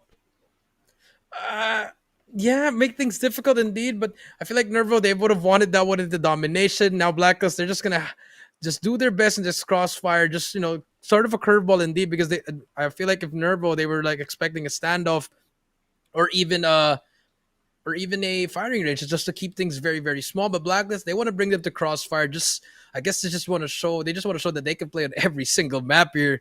But Nervo, what do they pick for game number 4? Let's take a peek here. Should be a Summit. Okay, one-sided map. If it will go to a game number 4, Summit will be that map number 4, AJ. Yeah, and let's see exactly what Nervo drops in for the S&D, since it can be a raid, it can be a standoff, it can be either side, but it's all going to depend on the strategy that they've been focusing on, you know, perfecting all throughout their non-play days in here. Let's see exactly what they pull in. It should be that raid S&D, just to keep things as slow as possible as they go in there for the approach. But the Guerrilla Squad, that is the choosing of Blacklist International.Ultimate. They want to dictate the pace from the get-go, Jericho. Yeah, they wanted to dictate that pace. I like it from Blacklist. I think they just want to get those 5 straight rounds, win one on defense. I think their objective was just to get that 6-0. And Blacklist International.Ultimate, how we saw them play in that Summit, definitely going to be the same in that raid. Fast, they can go really fast, they can go really slow, or they can just mind boggle you with what kind of play they're gonna pull out. But let's see game number 5. If Blacklist, if it does go to a game 5, what map will they bring us into? Blacklist is gonna be a standoff, search and destroy, and then for Domination, it's gonna be firing range. I like it from Blacklist. You know, you start off with a very long map, you start off, and then after that, another big map and raid, and then firing range, just a close quarters gunfight.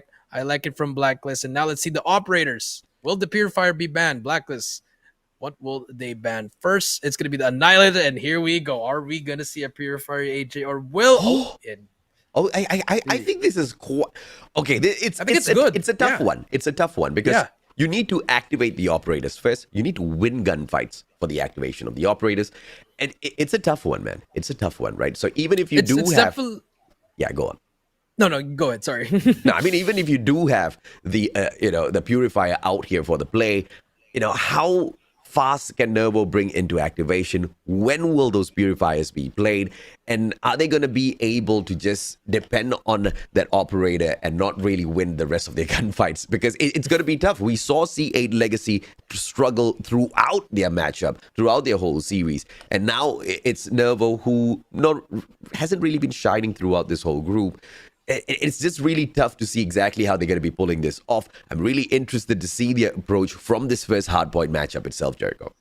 Yeah, I'm really interested as well, because at the same time, that Purifier, I think it's going to come in handy for that, only for that game number 3. Because for this one, AJ, it's a very long map, and the only time you can really use this is at that P4 or even that P3 with those small engagements here. But we do see Keiki playing this Hardpoint with this SVD. Let's see what she can do here. But the Blacklist players gonna get the first bloods as well. Cloudra gets a kill as well. But Blacklist, they do have control of that early hill. Javen gonna be inside as well with Yobobs. Let's see if they can break it so far. We do see some death machines coming out as well. So I like that usage of those different operators. Yeah, absolutely, man. Now the players of Nervo just making sure they've got control of the perimeter first. But Blacklist International.Ultimate, they don't really care about the controls, right? They just know that they have got the supreme gun skills. They will be able to win out those gunfights mechanically. And so they just jump straight onto the hill. And now look at them, man. I mean, ballsy move. Both objective players jumping right out of the objective, just taking on gunfights for themselves. I am just absolutely shocked with Blacklist International.Ultimate and the play that they're going for. But now they also detect that Nervo's going in for those early rotations in towards P2, something that Blacklist International.Ultimate doesn't really need to kind of worry themselves all too much with, unless Keiki finds a good position, but she gets shut down, and that reset of position for her at the spawn is just not going to be giving those early shots. And now as she tries to find one, that's the opportunity for Blacklist to pull the maneuver through bus station and get in for that play at P2. Yeah, that's true. And now we do see Cloudra making some plays as well. And now Black International, they have a huge lead here, but look at that pressure coming through from the side of from Cloudra. He's going to get taken up by Yobobs. Yobobs now in a 1v1. He's going to spot that. The pre-fire comes through. and now they have control of that hill as well as the spawns, but not yet. Number 3, that's gonna be another player from the side of Envy, just of Nervo, actually just making those huge plays. But look at Blacklist, they have everyone set up properly. Trades are ready. They also have the outside presence. Yep. And now Nervo, they just have to push together. Where are the smokes? I don't really see some utos coming out from them. Oh yeah, absolutely, man. And look at the power position. Corner building held on by Yato. Now Yato solo, just playing, hide and seek with the rest of these players. Gets 2 back-to-back, but Keiki finally shuts him down. But the damage has already been done at P2. It's just going to be an early rotation now from the rest of the Blacklist players because they want to play early for Laundry. Nervo attempting the same as well, losing out a majority of those gunfights as they go on for that rotation. But it will be the players of Nervo that get the favorable spawn for the play at that Laundry. So hardpoint number 3 on the side of Nervo so far. How long will they hold it? Jumps off of the hardpoint because they see the Purifier coming into the play. I love that. And Nervo, they have it right back in their hands. Yeah, they have it now. 3 players coming through, but you look at the pinch coming in from the side of Black International.Ultimate. They're going to push through from both sides. Last player alive. Adapt trying to make his play at the back. He's going to get taken down. Tin going to push through with a Purifier, and they break it, but Cloudra is there, taking down Tin. One more player to beat, but Javen is there for the trade. And so far, Blacklist, they're going to get that 80-point mark now, and Javen, that's going to give him some room here to push out, get some kills that he needs, but Keiki takes him down. And now Tin, he's also going to get taken out. Good break by Nervo. And Blacklist, that forces him to rotate into P4. Yeah, and it just looks like all of those players were already trying to clear out that mid-segment of the map because they knew the timing of this Crossfire, right? Early rotations in for Taylor Shop. You need to get the spawn, and the spawn is being held on by Yobabs because this is your money hill. If you can hold on to the spawn, you can hold on to the hill with just one objective player in there, close off the perimeter with the control on corner building as well, you get to run away with all 60 points. And it looks like all of those players on Blacklist International side is already in position, and it's just the shutdown time in terms of the gunfights. Yeah, and now for the shutdown's gonna come through. 100 points already reached, AJ, and this is where those score streaks might just come into play, but I believe no one has it. But yeah, look at these individual plays by Yato. He's gonna get 1, but finally Keiki trades him out. But the pressure is just on. Look at just Javen just pushing through. They need to make a play here. No, you need to throw some smokes here if you are on the side of Nervo. Yeah. But so far, nothing is happening. They're just walking into plain sight.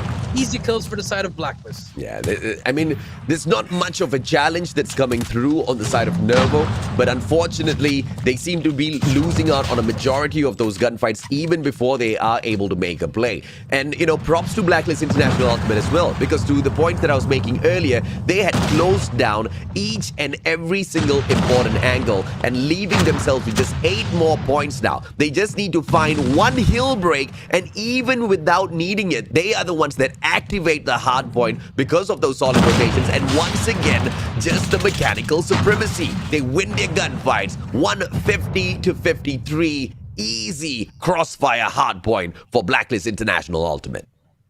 I feel like they just showed to the world here how Crossfire should be played, and they played it perfectly there, AJ. I mean, everything was just on point for them, winning their gunfights, always getting the trades as well. Just great gameplay coming in from Blacklist. And for the side of Nervo, they tried there. I mean, you had Keiki at 20 kills with the SVD.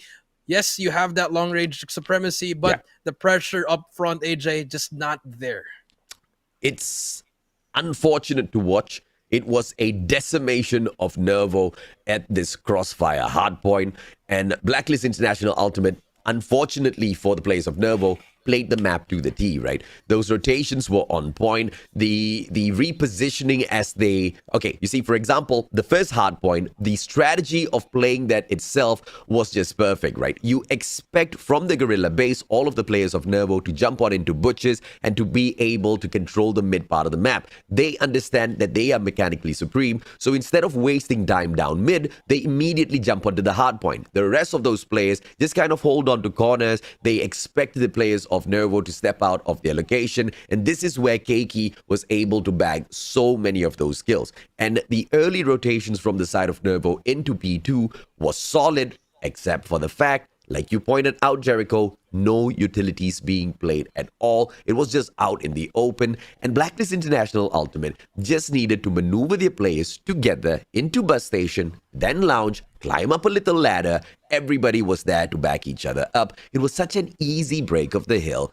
And, it's not like Nervo wasn't trying, but they just lost all of their gunfights as they did. Yeah, they just pretty much lost all their gunfights. And I mean, even if they tried to make it close, unfortunately, we were informed by production that it's going to be 1-0 because one of the players of Nervo were actually using an Annihilator. I didn't want to point it out at the start there because I thought Keiki saw it, but she ended up using the Annihilator, which was part of the bans, AJ. So either way, 1-0 for Blacklist International.Ultimate. GG. Oh, Keiki. GG. But, even okay. even if it wasn't for that Annihilator, they kind of really got messed up in this matchup, right? Blacklist International.Ultimate, they just outplayed them in every single segment within Crossfire Hardpoint. And there was just no coming back. The second Hardpoint was perhaps the best play out of Nervo. And the one part at Laundry, the third Hardpoint, where they kind of just jumped off of the hill, waited for a little bit of backup, managed to find a little bit of a backstab out of the central building, shortcut area, and then they went back in there to collect the points. But even that was not enough to kind of make them make their way back through the game, because you know for a fact, Jericho, that the money hills are P4 and P5. That's really where you want to invest everything. And I mean, with Blacklist International.Ultimate winning all of their gunfights, they have no reasons whatsoever to go in for early rotations. We saw that at P2. They can break the hill. But if they are going in there and investing so early for that P4, you know it's the money hill that you really need to go in contest for. We didn't really see that fight out of Nervo for that as well. I just didn't see it whatsoever. It was just, I mean, like what we said, Keiki was the only one getting the kills. And the pressure up front just wasn't there. Yeah. I mean, they weren't scared. They were pushing in their bodies, but there was just too many baits, too many bodies, no trades whatsoever. You don't really see them trying to shoot back, unfortunately, because that, like what we said, mechanically sound, that's just, you can't really teach that. That's just them been working on their craft. Yeah.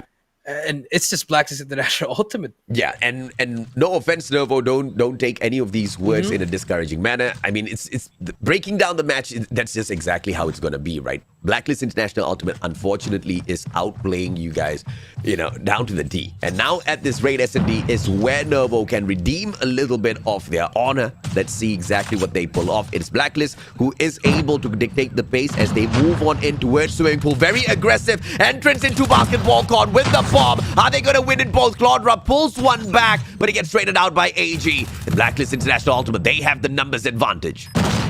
Yeah, they have the numbers advantage indeed. But finally, Adapt gets one. Jabin gets Gmo. And last player alive is going to be Love Range. He's going to get taken by Jabin with 2 kills there in the end.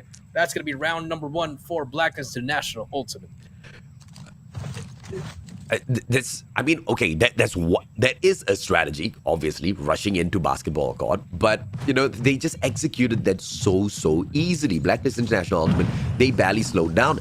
And, this is not disrespect, but this is just confidence, right? You don't really see them doing this to some of those bigger teams because they know what they can expect. They will expect trades back and forth, but they don't seem to be expecting that out of Nervo. Claudra punishes them, but it's just one of those dangerous players on the side of Nervo. Can Claudra continue to deliver? Jmo now. Great position. Keiki shuts down Yato. That's what we need. And now Keiki gets a double. Jmo gets the win. And this is how Nervo needs to continue punishing Blacklist International.Ultimate. Expect those pushes and punish them every single time they over-aggress, Jericho.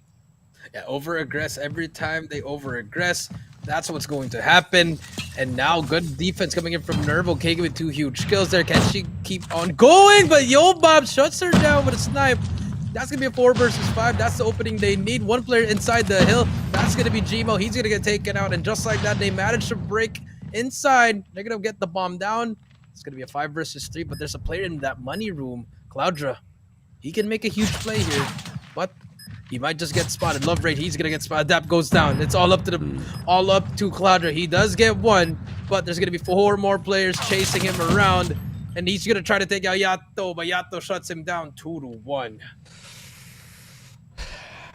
This is just Blacklist International.Ultimate saying run and gun. The strategy is take the bomb, head to the bomb site, and slay anyone you meet. And you can see Skirt going in there towards Gallery just to play a little bit of distraction. Make sure he can control the presence of Central Garden for the side of Nervo so that the rest of them do not get backstabbed from open stairs. And the rest of the duties for the side of Blacklist International.Ultimate is invade basketball court and run away with the kills once again. But Jimo trades Yato out, and he won't be able to get the thump onto AG as well as AG digs him out of the equation. It's a 3v3. Good play by Jimo. Skirt spots one over at Kitchen. Kitchen has two players. Will Skirt make the mistake of over-aggressing? Unfortunate as he does not bag a player out. Hit mark with the thumper as well. Type 25, no kills. Nervo, good response. Over-aggressive. Claudra finds him, but traded out behind will be love range. It's a 2v2. Nobody's got this, but Claudra helping Nervo stay alive. Having Nervo stay alive, and that's all up to Yobobs in a 1 versus 2. He does have a bomb with him. Can decide to rotate all the way to B, because if you look at that, they're all looking at the side of Money Room. No one's even looking at the back kitchen. Ooh, but this timing right here, Yobobs, he's gonna have a free entry. Does he check that left? He spots the player on the left. He does take him out. A dab misses it, and I don't believe that sniper was the best option. And now it's Claudra versus Yobobs. Yobobs, he's gonna get that plant here, and now let's see how he plays this one. Claudra's still thinking that he might plant in A, but now he's gonna turn around in about a second, and here we go. 1 versus 1. Yobobs, he does have that sniper in hand. Let's see how he plays his 1v1. He's gonna play very near. I don't like his position here, AJ. If you're Yobobs, try to get into that laundry side, but now it's just going to be a little bit too late for that one. I in retrospect, love the position Yobob's holding on to, because what the M30 needs is the range. What the CBR needs is for your opponent to drop by nearby, and he gives away the information, immediately flanks around the statue, gets the backstab. Perfect play out of Yobob's. 3-1. Blacklist International.Ultimate. Them outplaying Nervo would be an understatement right now, Jericho. That is true, AJ. But, it's just Blacklist running away with this one. 3-1 at the moment.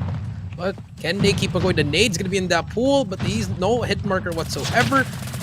And Jimo just spraying down, but unfortunately, he's going to get taken down by Yato. Beautiful slide shell coming through from him. Now that's going to be 5 versus 4. And Nervo going for that retake, but Skirt, he's going to try to get one down before he does go down. Huge kill coming in from him. That's going to delay the enemies. And so far, more players from Blacklist is pushing to Yato. He's going to get one. AG gets one, and Yato ends it 4-1.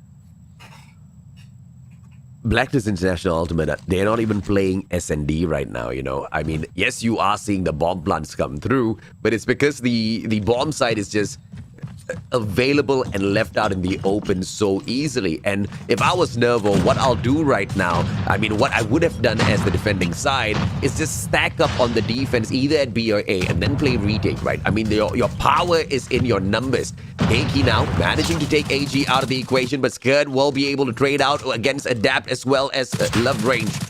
2 back-to-back. Skirt, can he hit the third one as well? Hit marks onto Keiki. Keiki can punish him right back. Japen with a backstab. Ooh. But Claudra punishes, trying to keep the numbers equal. Claudra with a double. 2v2 now.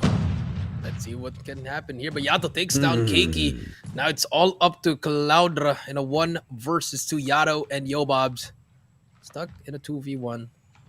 Now, let's see what Claudra can do here. He does have bomb. Yeah. And he's taking his time here. I mean, yes, you can take your time here, but it might just cost you once you cross over to that pool side. And if you look at that map, but actually, never mind. Yato, he decides to go through that art room, so A is going to be clear. Just checking every single corner here. It's a scary feeling if it's a 1 versus 2. Yeah, Claudra has really been doing so much for the side of Nervo. And now he continues to do exactly that. Almost all of the heavy lifting. Needs to find a plant. Can he get lucky at kitchen? Yes, the timing is all what it's about, Yato. Does not peek out of kitchen, and the plant should be possible. But over at open stairs, things cannot be worse for him. Yato as well as Yobobs, both pulling in the pincer maneuver. They spot him out from afar. Yobobs sees his feet. Cannot hit those shots just yet, but Yato, with that information in his ear, immediately rotates, and he gets the kill. 5-1. That's exactly how you play the 2v1 advantage in S&D, and you just don't see a lot of teams executing it to how perfectly Blacklist International.Ultimate just did, Jericho. Yeah, most of the teams, they try to do it, but they talk at the start, and then once they get into that gunfight, they just forget about communicating with their teammates. The Blacklist, they don't forget about it, and now they're gonna be in that match point. Look how aggressive Skirt is. The side of Nervo, they don't have the bomb yet. It's gonna be in that base. Skirt, he's gonna get that information that he needs. One player in the middle. Look at that! Look at that on that right side. Cloudra very, very near. Does he spot one? Yes, he does. But that's gonna be enough time for that player. But the Thumper comes out. He does take himself out, but also gets a kill. Unfortunately, 4-4 now. Now we do see AJ in just cheeky spot. He's gonna get 2 players in a row. 4 versus 2. What can the players of Nervo do? And now Adapt with a good shot back against Yato. Love Range taking on a tough fight against Skirt. It's the timing! And Love Range turns around. Is he going to be able to get away? The answer is no. Skirt finds his back, and Blacklist International.Ultimate pick up the second win of the series. I mean, you can't teach that. That's just very unfortunate, AJ. Yeah. That timing there. You're going to get pinched. You can't win those. If you win that, you are the best in Call of Duty Mobile. But fortunately, 2-0. Black International just running away with this series. I mean, I'm just absolutely shocked with the quality. And, you know, I did not expect Nervo to be able to take a convincing victory over Blacklist International.Ultimate, but I most definitely expected them to put up a good fight. Apart from Claudra, we just didn't see a great fight in any of the other players. You know, it was a very weak defending side. They had already been losing one too many of those players too easily, and that was a sign that they should have kind of detected over at Hardpoint. And therefore, you stack your defense when it comes to Call of Duty Mobile. On that B side or A side, it doesn't matter because the numbers advantage is what you desperately need against your opponents. And Blacklist International.Ultimate, each and every single time, it's a 4-man approach, 1-man flank. And even when they are caught in a 1v2 situation, you see Blacklist International.Ultimate winning their gunfights. What more when you are outnumbered? It was just a team of Nervo set up for failure from the get-go at this S&D, and no adjustments whatsoever to meet that threat. Yeah, no whatsoever. It's just, they just couldn't do anything. All the plays of Blacklist did were just rushing through it. They kind of changed the name of the series, the game mode, to Rush and Destroy, AJ. Yeah. Because every time they'd step out of that spawn, it was just them doubling the pace. And Nervo, they tried their best to be passive, but it was always just them getting double team all the time, or sometimes they would focus on a gunfight, but there's going to be another player behind them. So very, very unfortunate for them side. And I mean, we're going up against the Eastern champions. Yeah. That is what's going to happen. Yeah, absolutely, man. And, you know, just no stacking of the defense is coming through from the side of Nervo. They try to play the map. They try to play defense like how a regular team would go out there and play S&D, but your opponents are not just any other regular team. Your opponents are the Eastern champions. Your opponents are, you know, just a team built out of team members with monstrous mechanical capabilities. Once again, when we highlighted the KDs of some of these players, you know, in the other teams, you see one player with a really high KD. In Blacklist International.Ultimate, you see multiple players with the KD of 1.5 and above, which is just absolutely shocking. Yeah, it's just really shocking, but that's what you get. You know, if you are the champs of the Eastern region, AJ, you are just going to drop those kinds of numbers. But now, Domination on firing range, this is what Blacklist wants. We've seen it in their plays, AJ. They want to double the pace, AJ. They want to get into a lot of gunfights, and I feel like this is the map for them. And so far, they're winning most of their gunfights. Tin trying to get 2 kills in a row. He's going to get taken out by Keiki. But so far, the B flag will be captured by Blacklist, and this is just a recipe for a triple cap happening right now. Yeah, forcing all of the players of Nervo now to spawn out of the warehouse number 4. And that will be give them the opportunity to push together, but it just lines them up and then sprays them down. This is just a target practice right now for the Blacklist International.Ultimate players as they hit a triple cap so early on. Do they want to punish Nervo to impress the rest of us? I believe that's exactly the aim here. Question is, how long can they maintain this triple cap? And now Love Range trying to pull one flag back. The prevention coming through in a couple of seconds. And look at the pincer maneuver by Yato. He also had a little bit of backup there coming through from his team member Scared, but it doesn't matter. Yato does it all on his own, brings in a Pred missile as well. A dab taken out of the equation. One flag given back to Nervo and the clearing area as well, but the prevention will come through from Scared. They are just all over the place, making all these plays. Yeah, all these plays indeed, and that's the pace we're talking about. The Blacklist pace, just running around the whole map, just getting so many kills at the same time. But now it finally shuts it down. Now Blacklist, they get that 2 cap, and Nervo, they're gonna reset on the A flag. But then again, Javen with the flag finally gets taken down. That's gonna be a good reset for the side of Nervo. But can they get any kills? Yes, they managed to get that A flag, but it kills it with what they need. 48 to 17, AJ. They need to find something to cap on that B flag. I absolutely love what I'm seeing, because it looks like the strategy here is allow the rest of the players to just hold on to the flags, whilst you have just two members of the side of Blacklist International.Ultimate constantly overextending, teasing that A flag, pulling back, distracting Nervo, and potentially even being able to get the triple cap if at all they are able to win all of those gunfights. The backstab this time is not handled well as those players lose it. Nervo pulling back their second flag. How long can they survive? Gmo brings out the Purifier with the H2O. Unfortunately, it's such an unfortunate, gun skin that I did not manage to grab for myself, because it is a pretty one, Jericho. It's pretty one, instead of fire, you get water. But I don't like that. I don't like that for coming in from Gmo. I mean, why would you use it at such a late time and you only got 1 kill? You want to use that in those steel houses, those trailers, when you're trying to defend that, or even trying to break those power positions. That's where you want to use it. But 75 to 33. Yeah. I mean, Black International.Ultimate, they're just running away, and they have complete operator skills, and this is where we're gonna see them. They might just rush out here, bring it out, and just take down every single player. But so far, Nervo, they're gonna double cap here. And then Keiki, she's gonna bring out her death machine. What can she find? But she doesn't know that all the players of Blacklist are all in trailer. She's about to get taken out here, but the players, and just like that, the pitch came through. Black is about to hop on it, but 4 more players of Nervo spotting into barracks. Can they find anything? They managed to stop it for a while, but here comes Yato. He has a sentry gun as well. Can drop it if he wants it, and brings out the Purifier. Let's see what he can roast. And he's gonna try to burn some players. Does burn one, turns a second one. Can he find more? Yato on a mission here. Drops the sentry gun as well.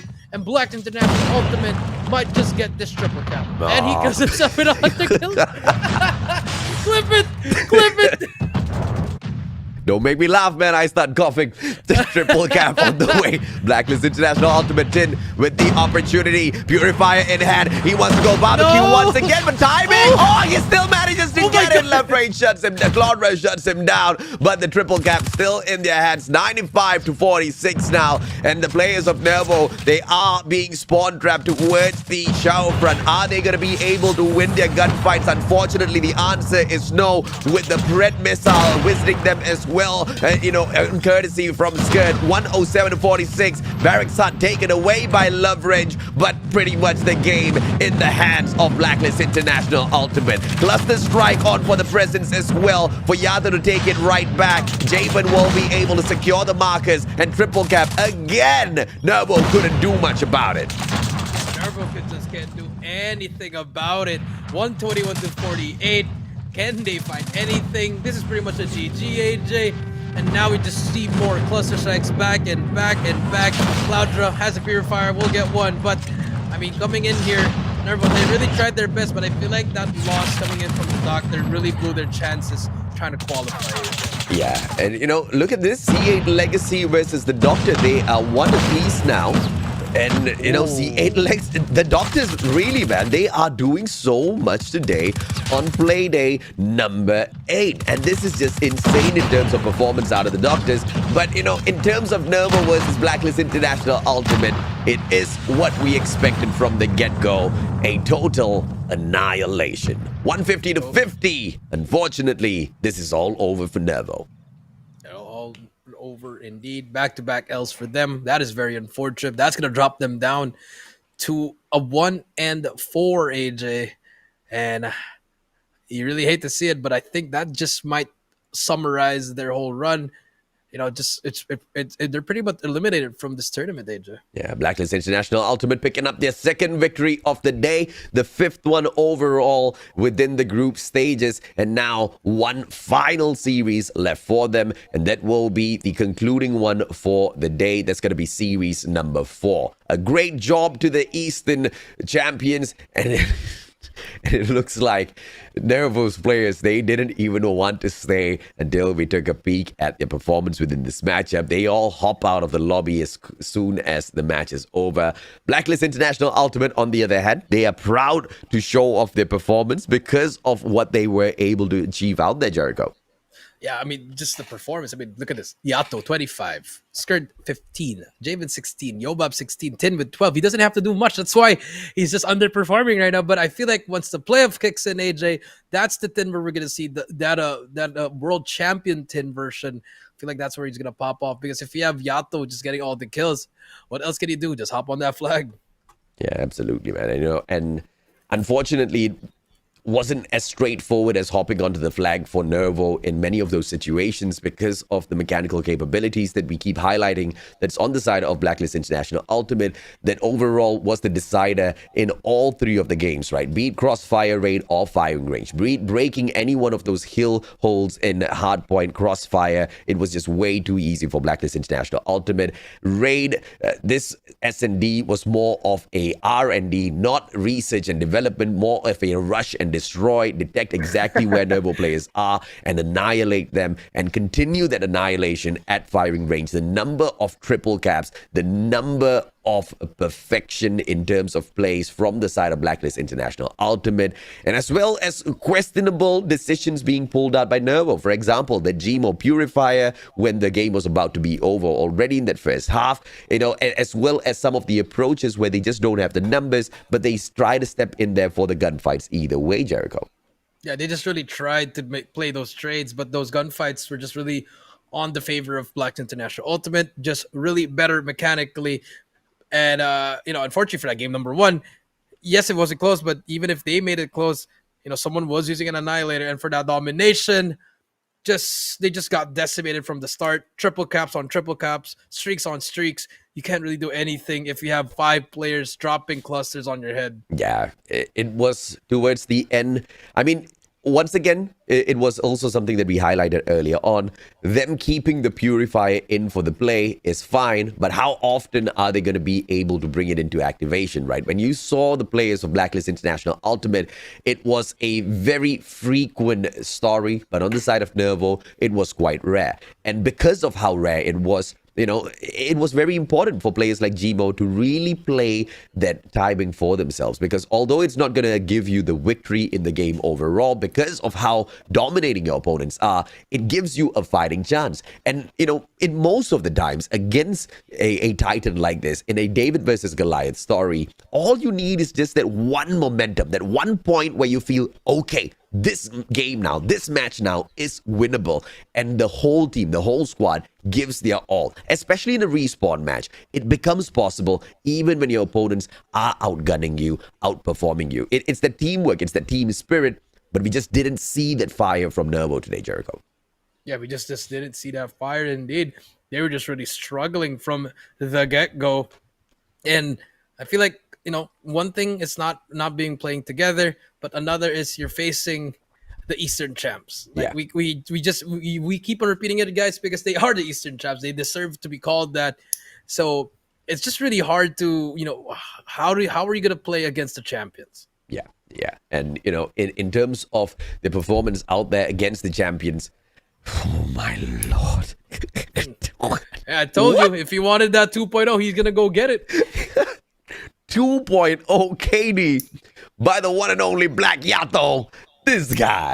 This guy, decision making all solid, not really getting into those gunfights in the S&D because he knows how important it is for him to stay alive. He knows how important it is for his opponents to get that information, because him staying alive in an S&D is crucial to the team's victory within those matches, right? But when in that respawn mode, when he knows he can go God mode in terms of all of his risk-taking maneuvers, he immediately climbs up to a 2.0 KD. Yato, what is perfection in Call of Duty Mobile. I think you're looking at it smiling right at you. This guy is just on a mission.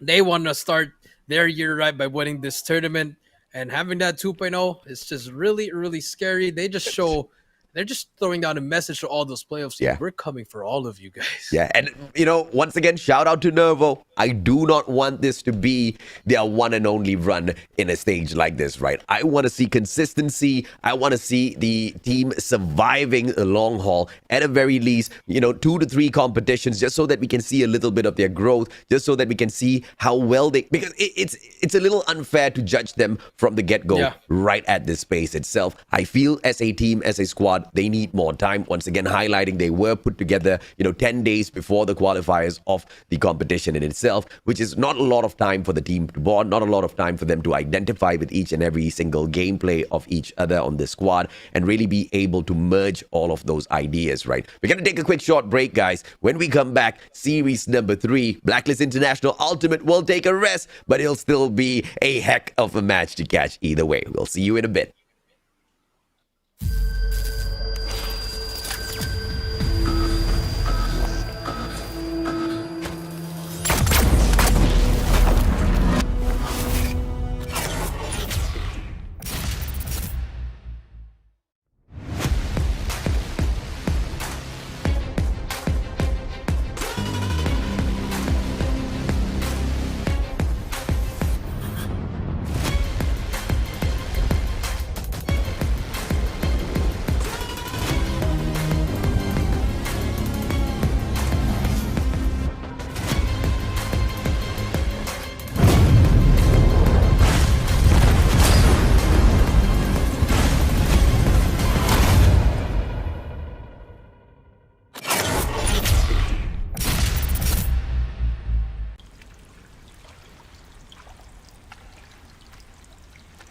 I will see her again.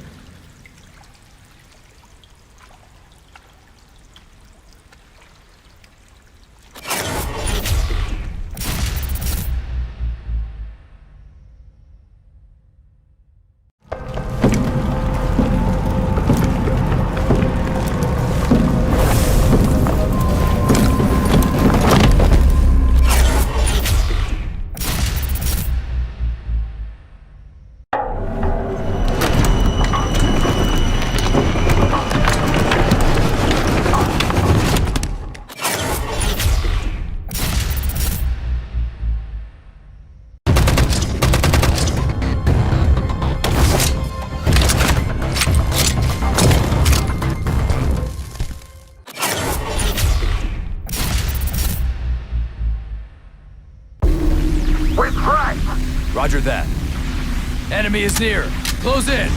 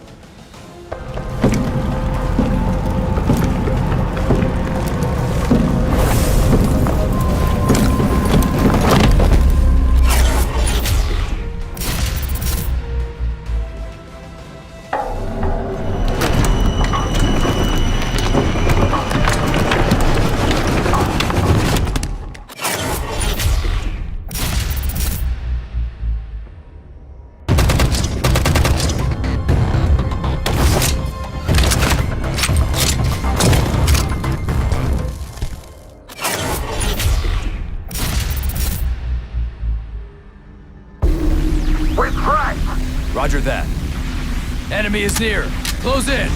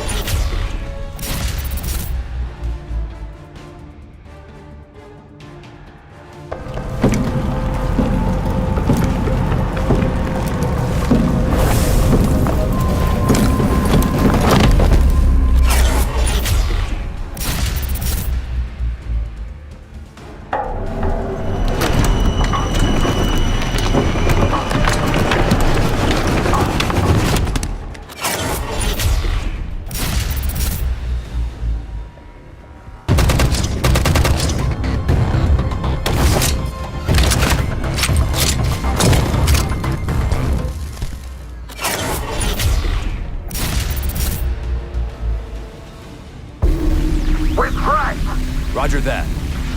Enemy is near. Close in.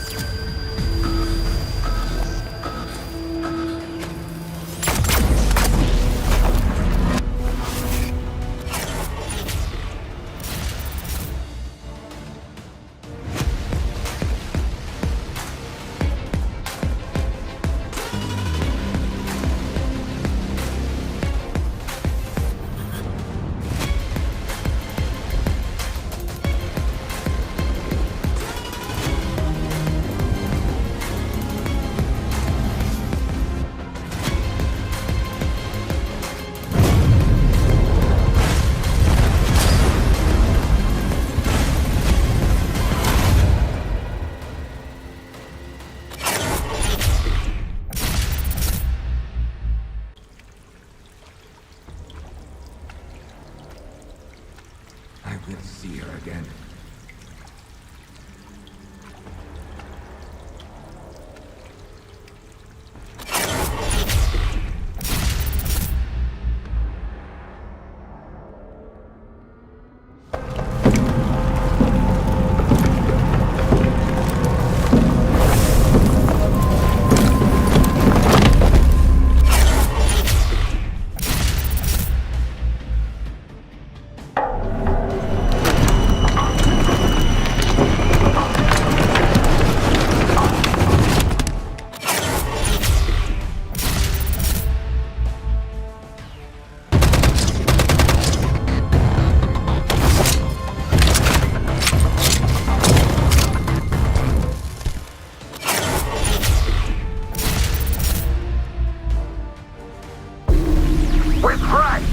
Roger that.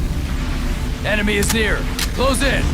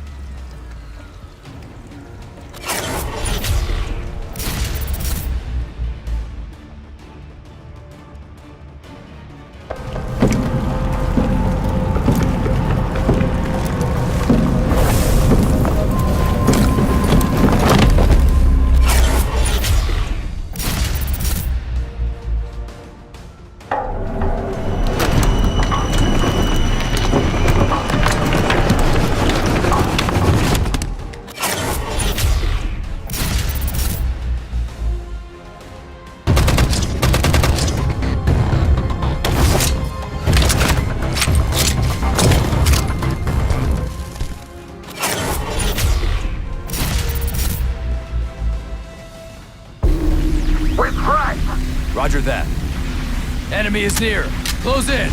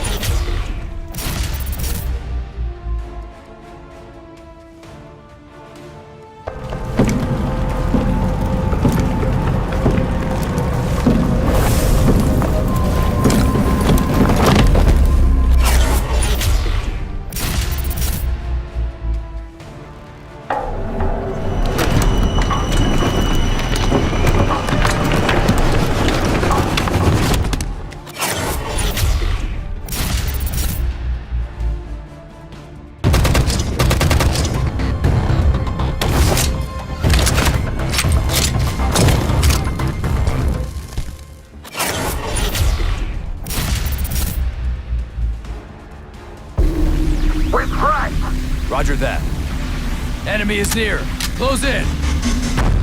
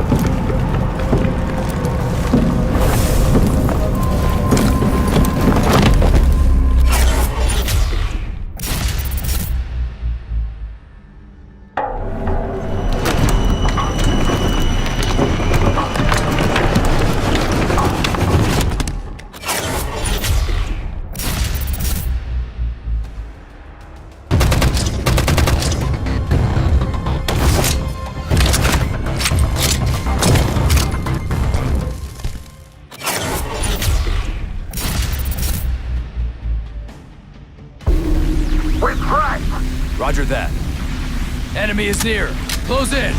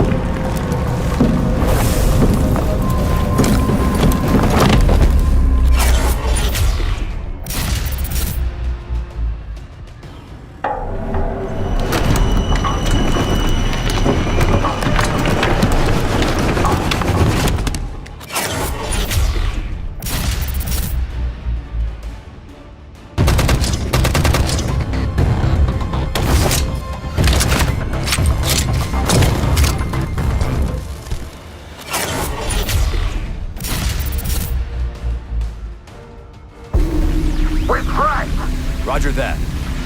Enemy is near. Close in.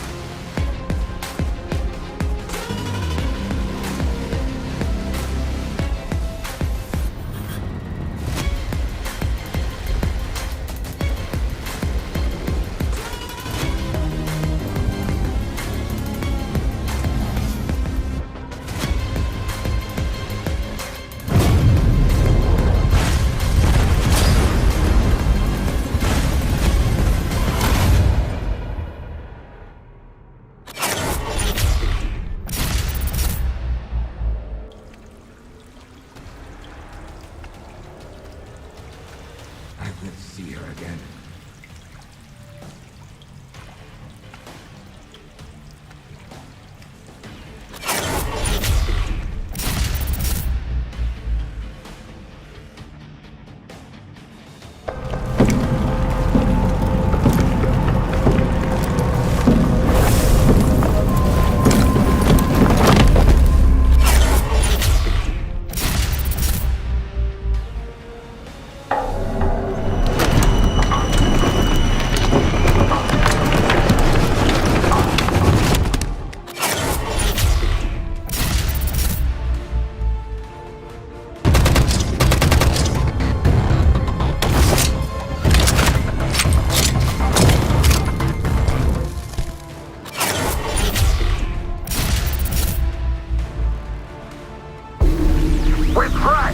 Roger that.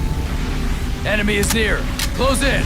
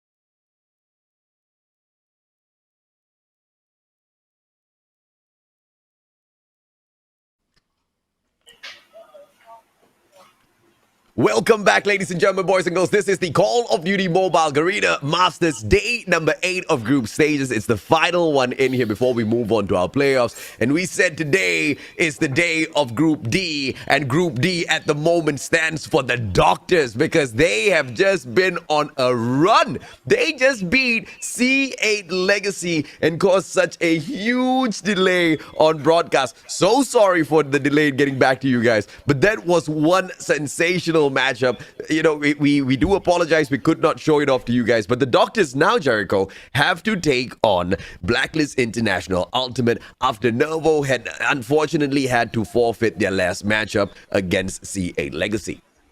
Yeah, unfortunately, they did forfeit that one. You really hate to see it, but I feel like, looking at the record, it's just no way. Even if they win if they win that, they're not gonna make it through. But the surprising one, while me and AJ was on break, the production was just teasing us with game number 5, people leaving back and forth, and then the S&D 6-4, and then the Doctor came on top. But the sad news is, even if even if they win match number 4, fortunately the rules state the head-to-head they are going to lose. C8 Legacy will move on to the playoff, but they want to face against the best they receive. Let's see if they can take down Blacklist International.Ultimate. The Doctor 2-0 so far today.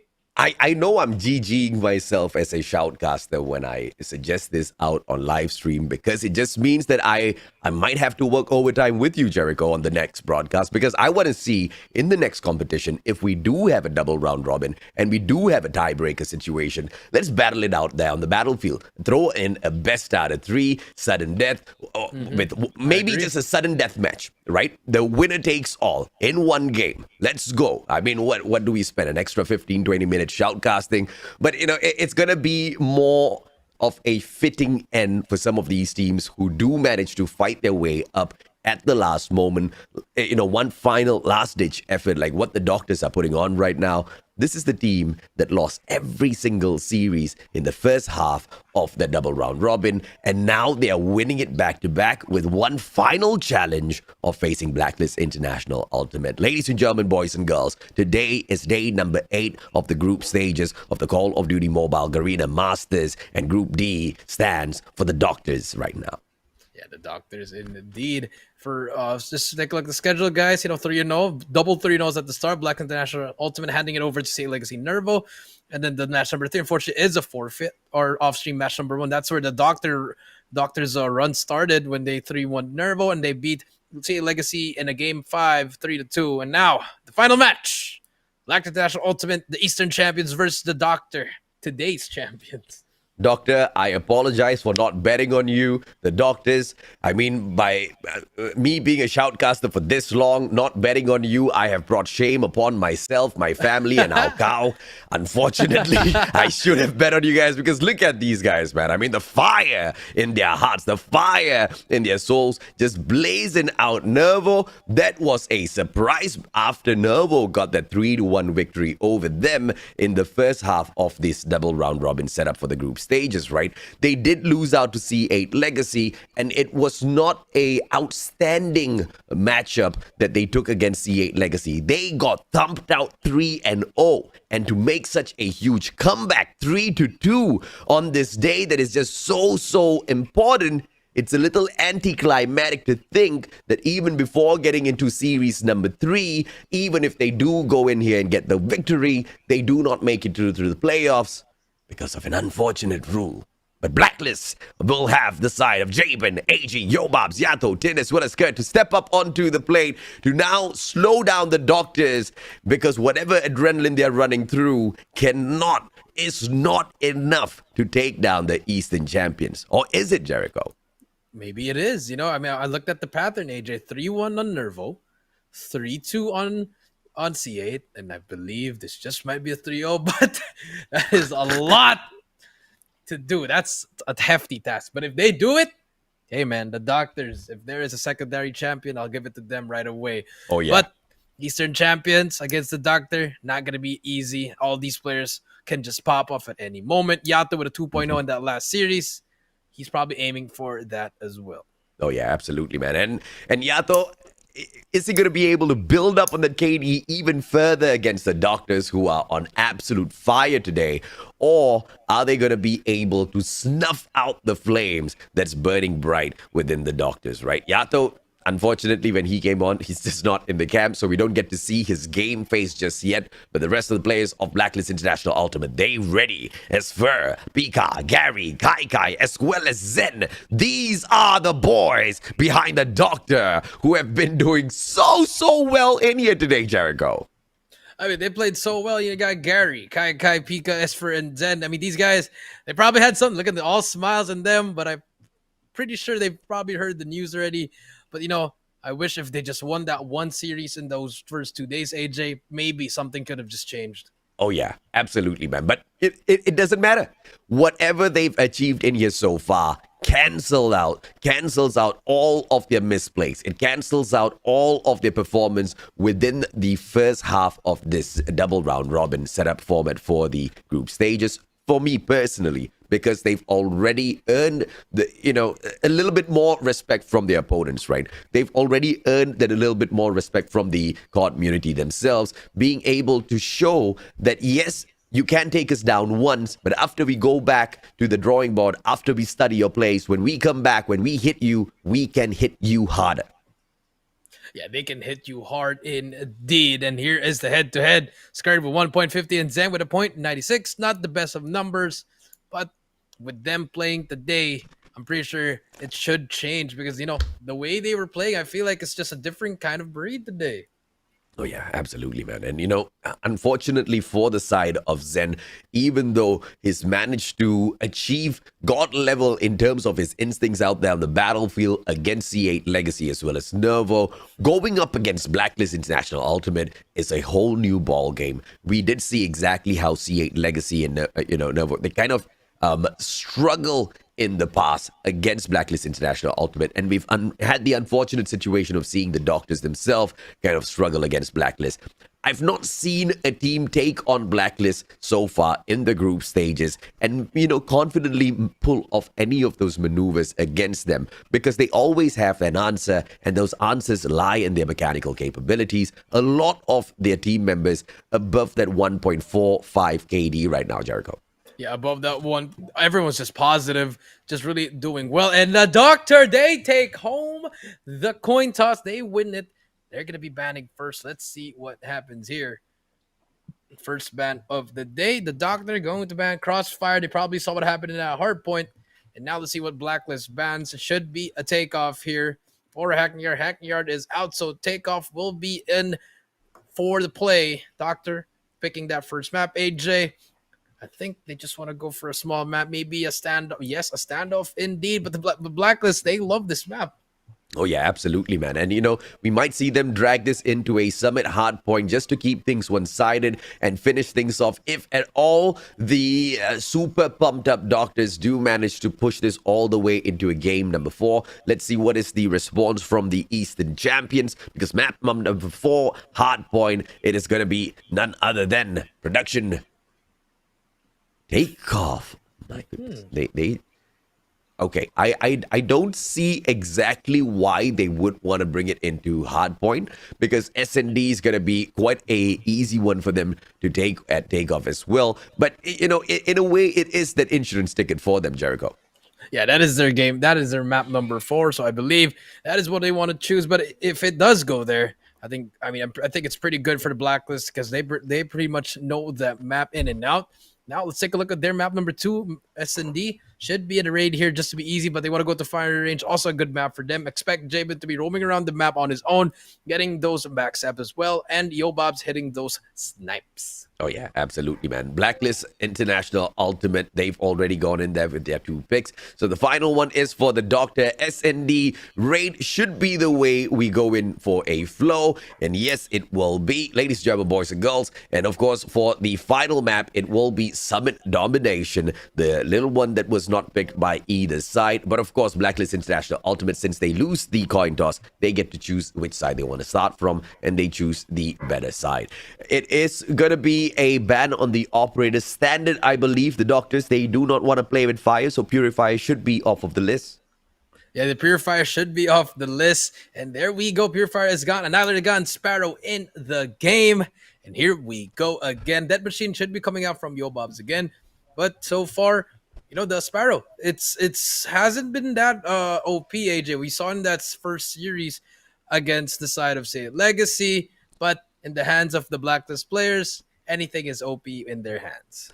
Standoff, Firing Range, Summit. 3 OG maps, and I feel like the Doctors are going to be able to shine a little brighter than they did the last time they stepped up onto the battlefield.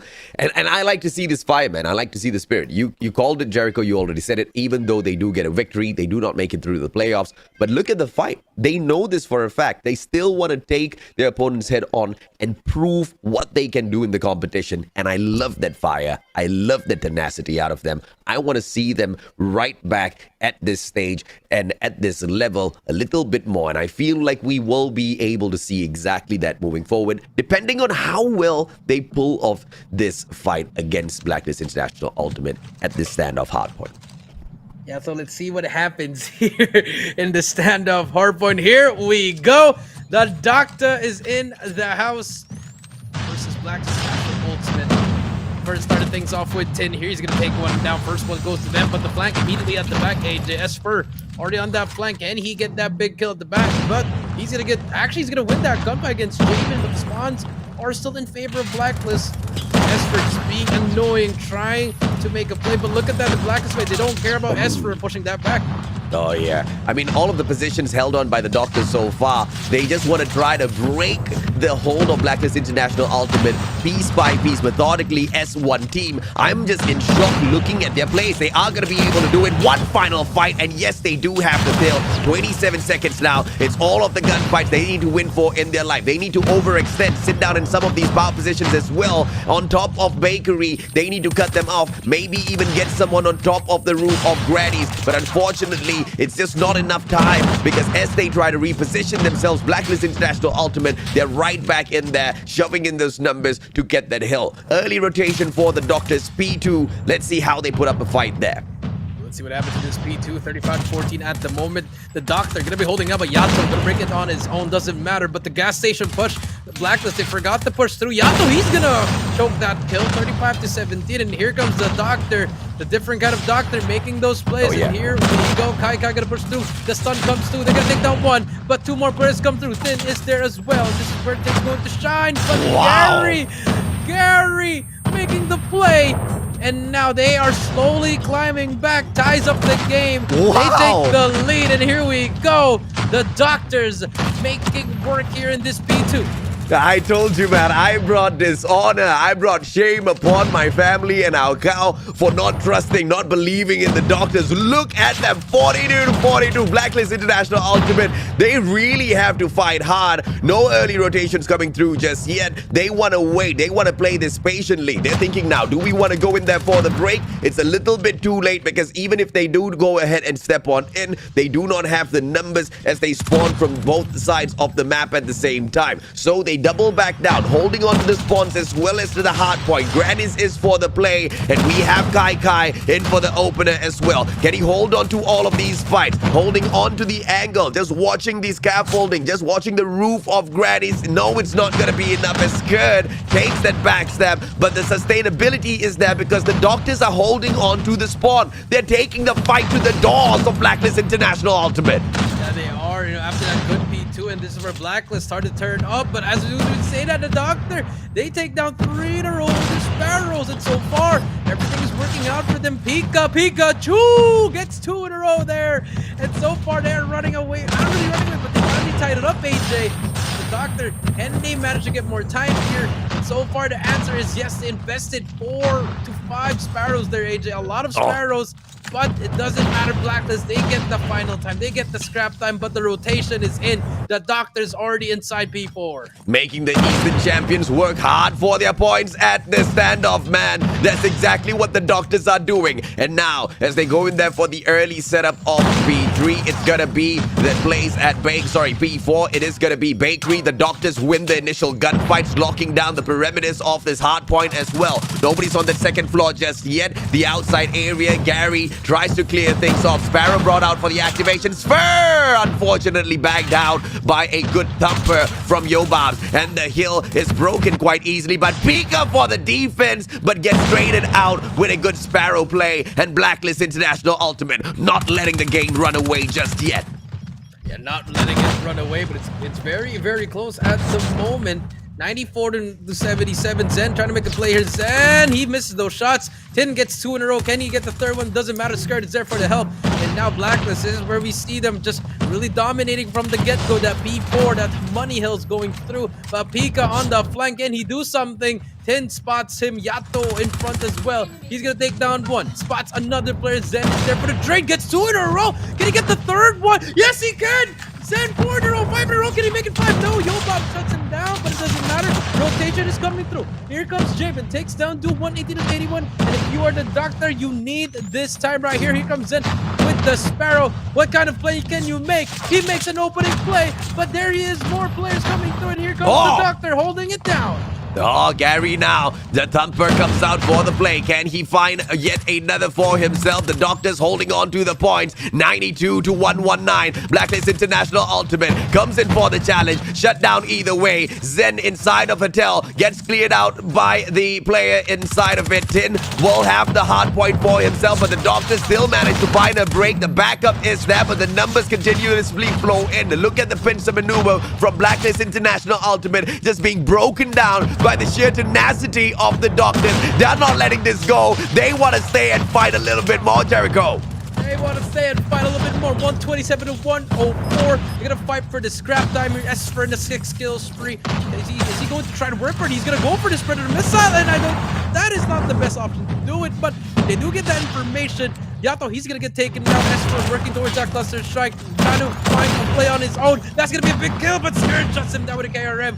And now the battle for Pito coming through. 127 to 114. Zen takes down 2. Again, Pika gets 1. Gary gonna hop on the hill. The contest is in. Gary trying to find a way. He does get taken up, but the train is in. They break the hill. And here comes the Doctor. Oh my lord! The Doctors doing so much. The Spur, just one misplay on the Sparrow, but it doesn't matter. He does have backup on the hard point in itself. 128 now, trying to catch up, but finally broken by Blacklist International.Ultimate. Backup is there, at least for the challenge.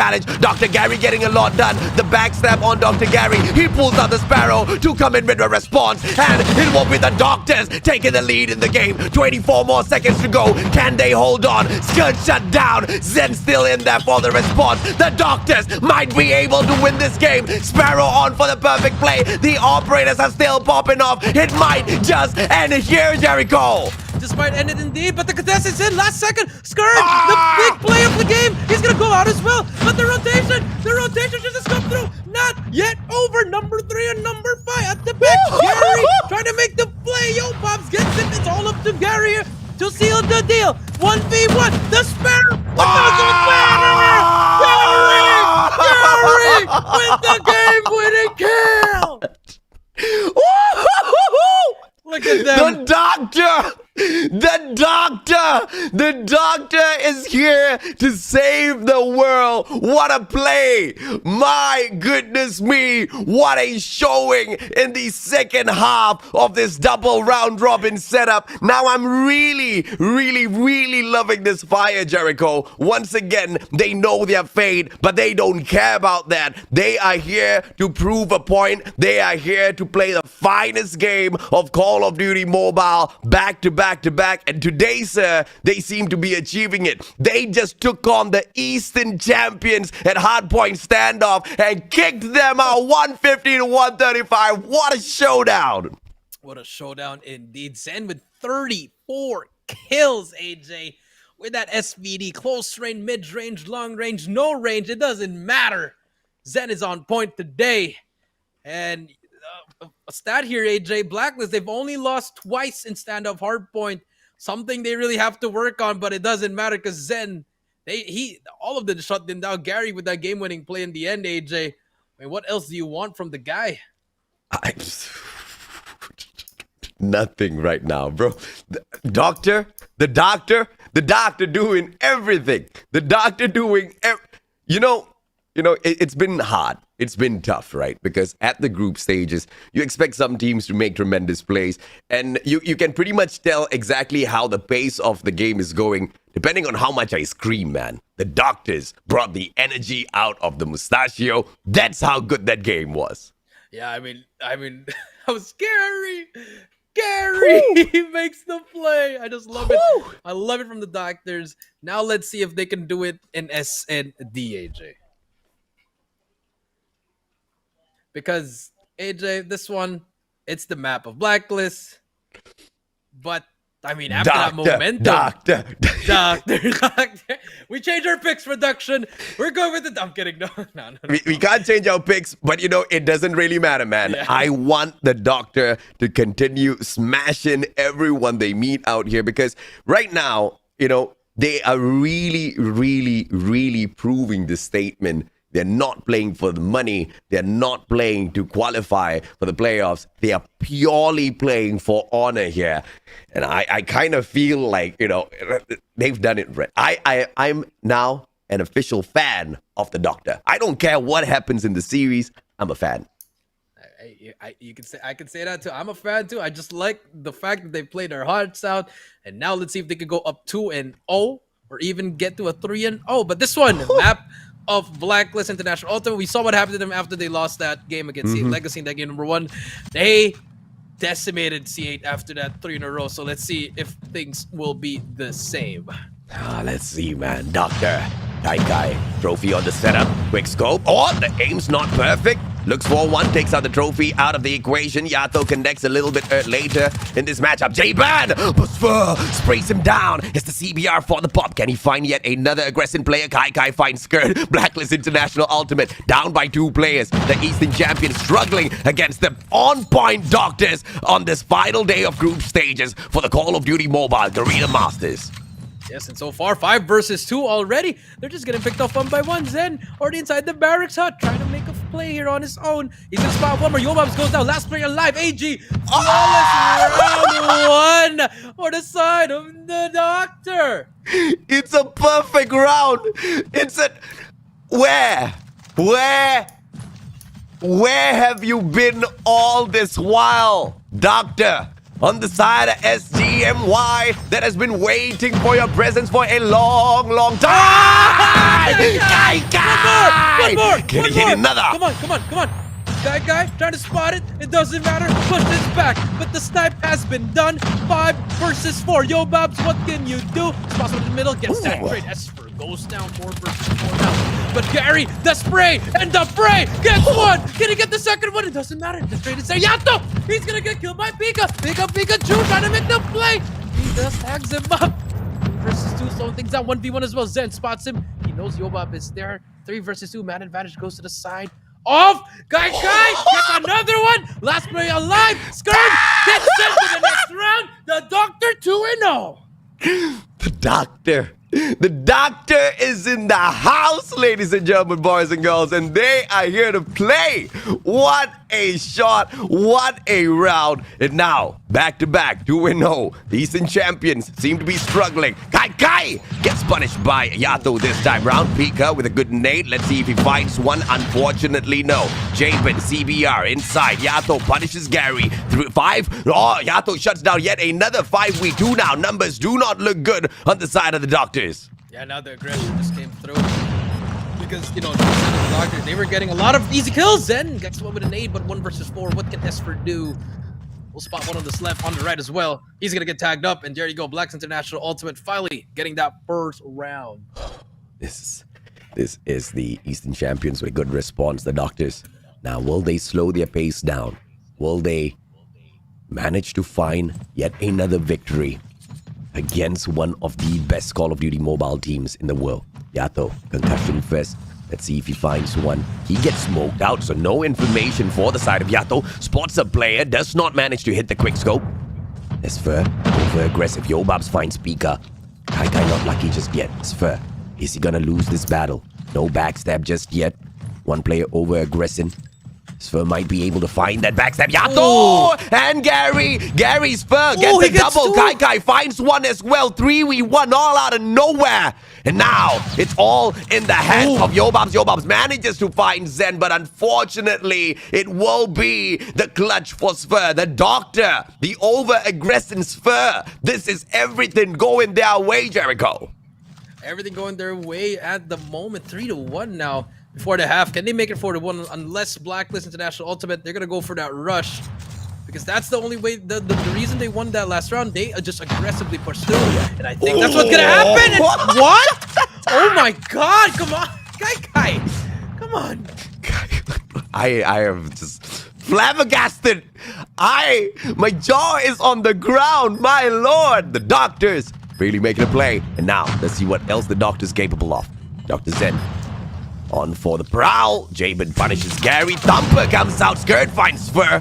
Skirt over-aggressing. Good slide challenge. Will manage to bag out Pika as well. 5v1. It's all in the left hands of Zen. Cannot find anything as Skirt manages one of the best rounds for himself in this SND. As we switch sides, the Doctor is in front. The Doctor is in front at the moment. 3-2 here, but now what can they do on offense? We've seen them in the defense, the way they were aggressively working out, and now let's see if they can do the same thing. But this time, look at that! The nade comes through, the trades come through. Kai, he's gonna get one pick with that sniper.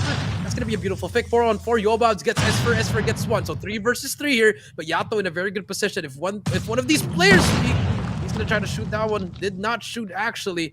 He might just lose that. Oh, unfortunately, the scope out, but the flankus came through. AG's gonna go for that one, and here comes the pinch. Yobab gets one, but Yato takes on Gary, and that's gonna tie it up 3-3. Great plays coming through from the Eastern Champs. Blacklist International.Ultimate with a good teamwork of a response. Cheeky shots out of Yato. 3-3. Blacklist International.Ultimate. I don't know if they're nervous already or not, because the Doctor, they are doing so much more than some of these other teams have been able to accomplish against Blacklist International.Ultimate in this group so far. Doctor picking up the bomb, not really aggressing towards that A side just yet, sending out their snipers, and it will be a shot, a opportunity for Zen to look for one, but Gary gets a nade, but 2 players on the side of Doctors, they fall, leaving just Gary as well as Speaker now. It's a 2v4. Can the Doctors survive this? Oh, no, unfortunately, AG's gonna get one. Pika gets one, but AG is there on the flank, and finally, Black International.Ultimate, they get that round in. They finally take the lead in this game number 2. Here we go, and now we are seeing the Eastern champions taking what is theirs, and this is that S&D. Can the Doctor break free from that 4-round win, or will Black's Ultimate International get to the... Wow! What a shot! Guy just took out Skurd, and now it's gonna be a 5 versus 4. Trailer in their control. Pika trying to make a play. He does get Yato, but he's gonna get taken out. Jabin gonna push through as well, but Jabin gets 2 in a row. Gary, he's gonna take on Jabin. Jabin gets 3 in a row. Last player alive, Guy. What can you do in a 1 versus 2? Kai now positioning is everything, and he doubles back towards the B bomb site. No bomb in hand just yet. It's at the white warehouse. Unfortunately, let go by his players. The sniper of the team needs to pick up a different gun or get super lucky. Spots it. Timing! AG steps on in front and will be able to take the match point for Blacklist International.Ultimate. I mean, that's their play, AJ. That's their S&D. They chose this map. They know how to retake everything. And so far, things are looking good for them. Match point indeed. Doctors, they just have to find a better momentum. Throwing themselves into the white warehouse from the open, and they will get punished. Skurd and Jabin find one. Jabin finds the second one in there, and this might just all be over. The dream run for the side of the Doctor. And now Gary anticipates the backstab. Jabin shut down, turns around, cannot punish AG just yet. 4v1, leaving Kai all alone, but it might not be all over as Kai hits down Yobab's quick scope, does not manage to connect, and he will not get punished. Stumper comes up for the ready! Oh! Kai! Still surviving, but Yato from afar ends this round. Ends this round indeed. And now that's going to be it. You know, the Doctor's rave party, it came over after that 3rd round, AJ. But those 3 rounds were just really nice. I'm enjoying this last series. This named number 8.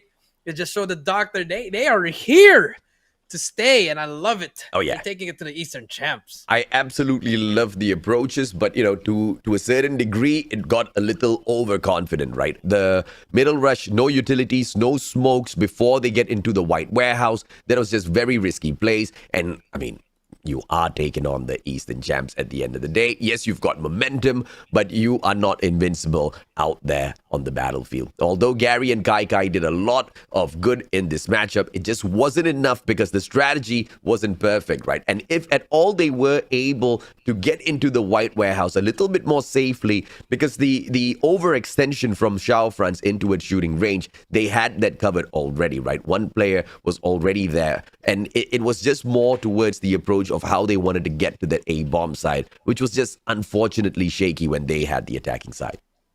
Yeah, unfortunately, they were, they took it to them the first 3 rounds, but no, Black International Ultimate, they got to, just play out their pace. And for the Doctors, they just couldn't hang anymore. Their cheeky plays were just being read. They kept on doing it over and over again, and that's why Blacklist, they got to know where they were hiding. It was easier for the boys of Blacklist. 1-1 now. Now time for Domination, and this is gonna be a good one. It's gonna be Domination on the map of the Doctors. Let's see if they can take another respawn off the Eastern champ.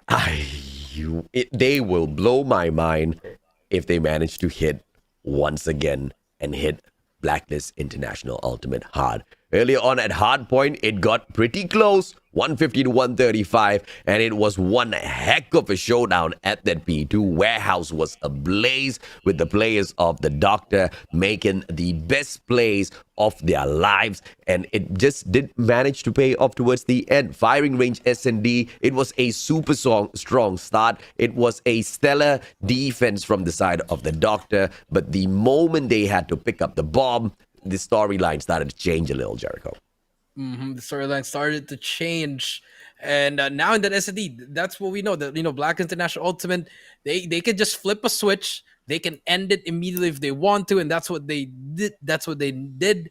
And now for Summit Domination, I feel like this is where the Doctors just might fall into that Blacklist hole, because Summit, once you control that second floor, things are about to change. But AJ, we do have something first before we get to that next game. Absolutely. Ladies and gentlemen, boys and girls, do not forget we still do have the scavenger hunt running at the moment. You guys, all you need to do, if you want 100 CP, if you don't want 100 CP, you don't need to do this. But if you do want 100 CP, visit our Facebook page to learn exactly how you can earn it, okay? This is the secret location 5. We already have 4 other posts up for this. Make sure you participate. Make sure you pick up. Quite honestly, all around Call of Duty Mobile this week as a part of the Garena Masters as well, we've been just giving away CPs like water, Jericho.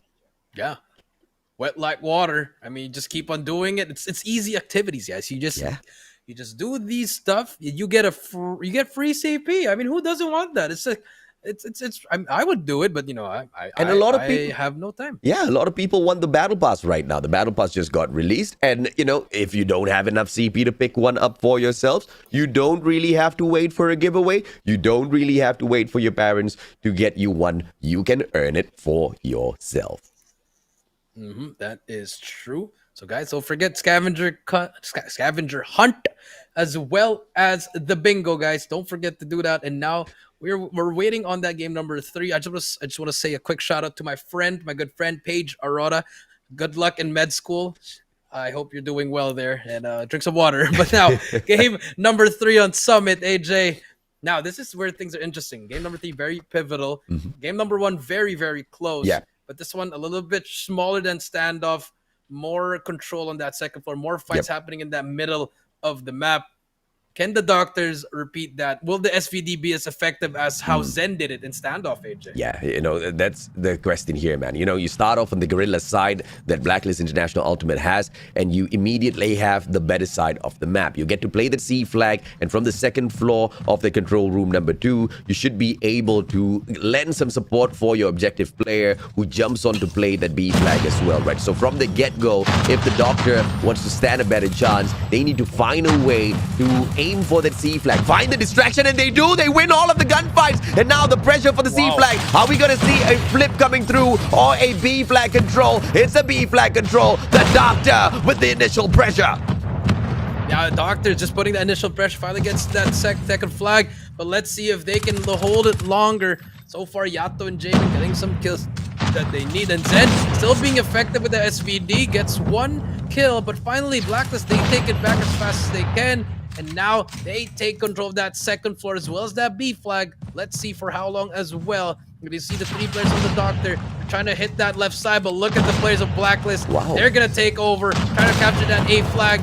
but Jabin, Skirt, he's gonna take him out, but the distraction has been done, and that gives players for the Blacklist to set up on that B side. Oh, backstab by Spur. Can he find a kill? The answer is not yet, but he's still alive. Going in here, finding Din. Unfortunately, gets hunted down by Skirt on that backup, and the Doctor, they won't be able to play that distraction on that C flag, and an overextension once again by Blacklist International.Ultimate, going in for the hunt, for the kill. They want to finish off the Doctor right here. Yeah, they want to finish him off right here indeed. And now we do see 33-23. Blacklist just making plays after plays, and they've just unlocked Yato. He's just been monstering everything in the triple cap. It's about to happen. Yobabs gets a 2-piece.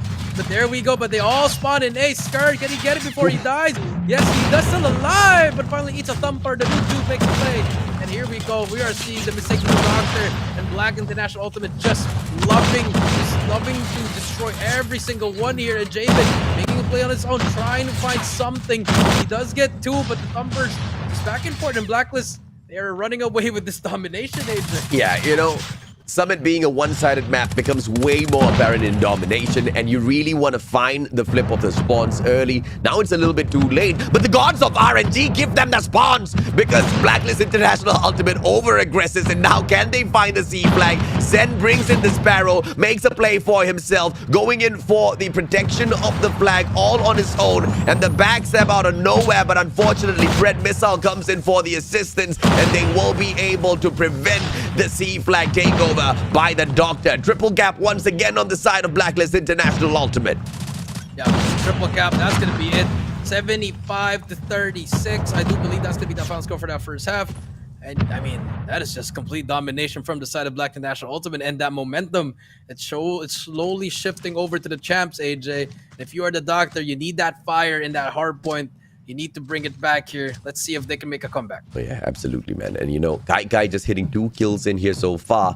You know, that's not the kind of performance you want for yourself. But this is the strongest side. The Doctor now having a hold on to it. Look at Blacklist International.Ultimate making a beeline. They want to take the C flag immediately. They want to flip the spawns. But unfortunately for them, the Doctor was more than ready for those gunfights. And now they should be able to take the B flag because of the overturn in power in terms of those initial gunfights. BC in the hands of the Doctors and potentially a comeback. Yeah, potentially a comeback indeed, but they have to start now, and so far they do have that capture, but as soon as they see that 3 go down, B and C is going to be taken by Black International.Ultimate. That's just a recipe for another triple cap, but Yobabs, can he stop it on his own? He's going to get spotted by 3 players. He does get 2. 1 more player to beat. He does get 1, but he's going to get taken out from behind. But CNB captured by Blacklist. They wanted that flip. So far, they are having it. Gary not going to check Narco. He's going to take my Yato. So far, 90-50, looking like a GG already, AJ. Yeah, the gods of RNG still helping the Doctors out, giving them the spawn at Gorilla Base, even though they do not hold on to it. And Blacklist International.Ultimate, they are not phased by this at all. They turn around, they shut down those players, and they continue with their prowl. And just like you said, right, Jericho, they kind of very easily won all of their gunfights and unintentionally flipped the spawns initially, and they now have the better side. Blacklist International.Ultimate, they hold on to the Gorilla Base, and they will be able to play the power position to the T and hold on to both the B and C flag. And with all of the operators now out for the pop as well, this just might be game over. This just might be it. Yato, he's going to take down 1. Skirt takes down Pika. And just like that, 150-61. But here comes the Sparrow from Esper. What can he do? The Centrigun's still alive. They finally managed to break it. But Yoabs is there for the trade. Just look at the pressure that they're applying back to back to back to back. Just see every single player from Blacklist just pick up every single thing. Esper finally gets 2 kills in a row, but they need to start capping flags. They're just stuck there getting kills there.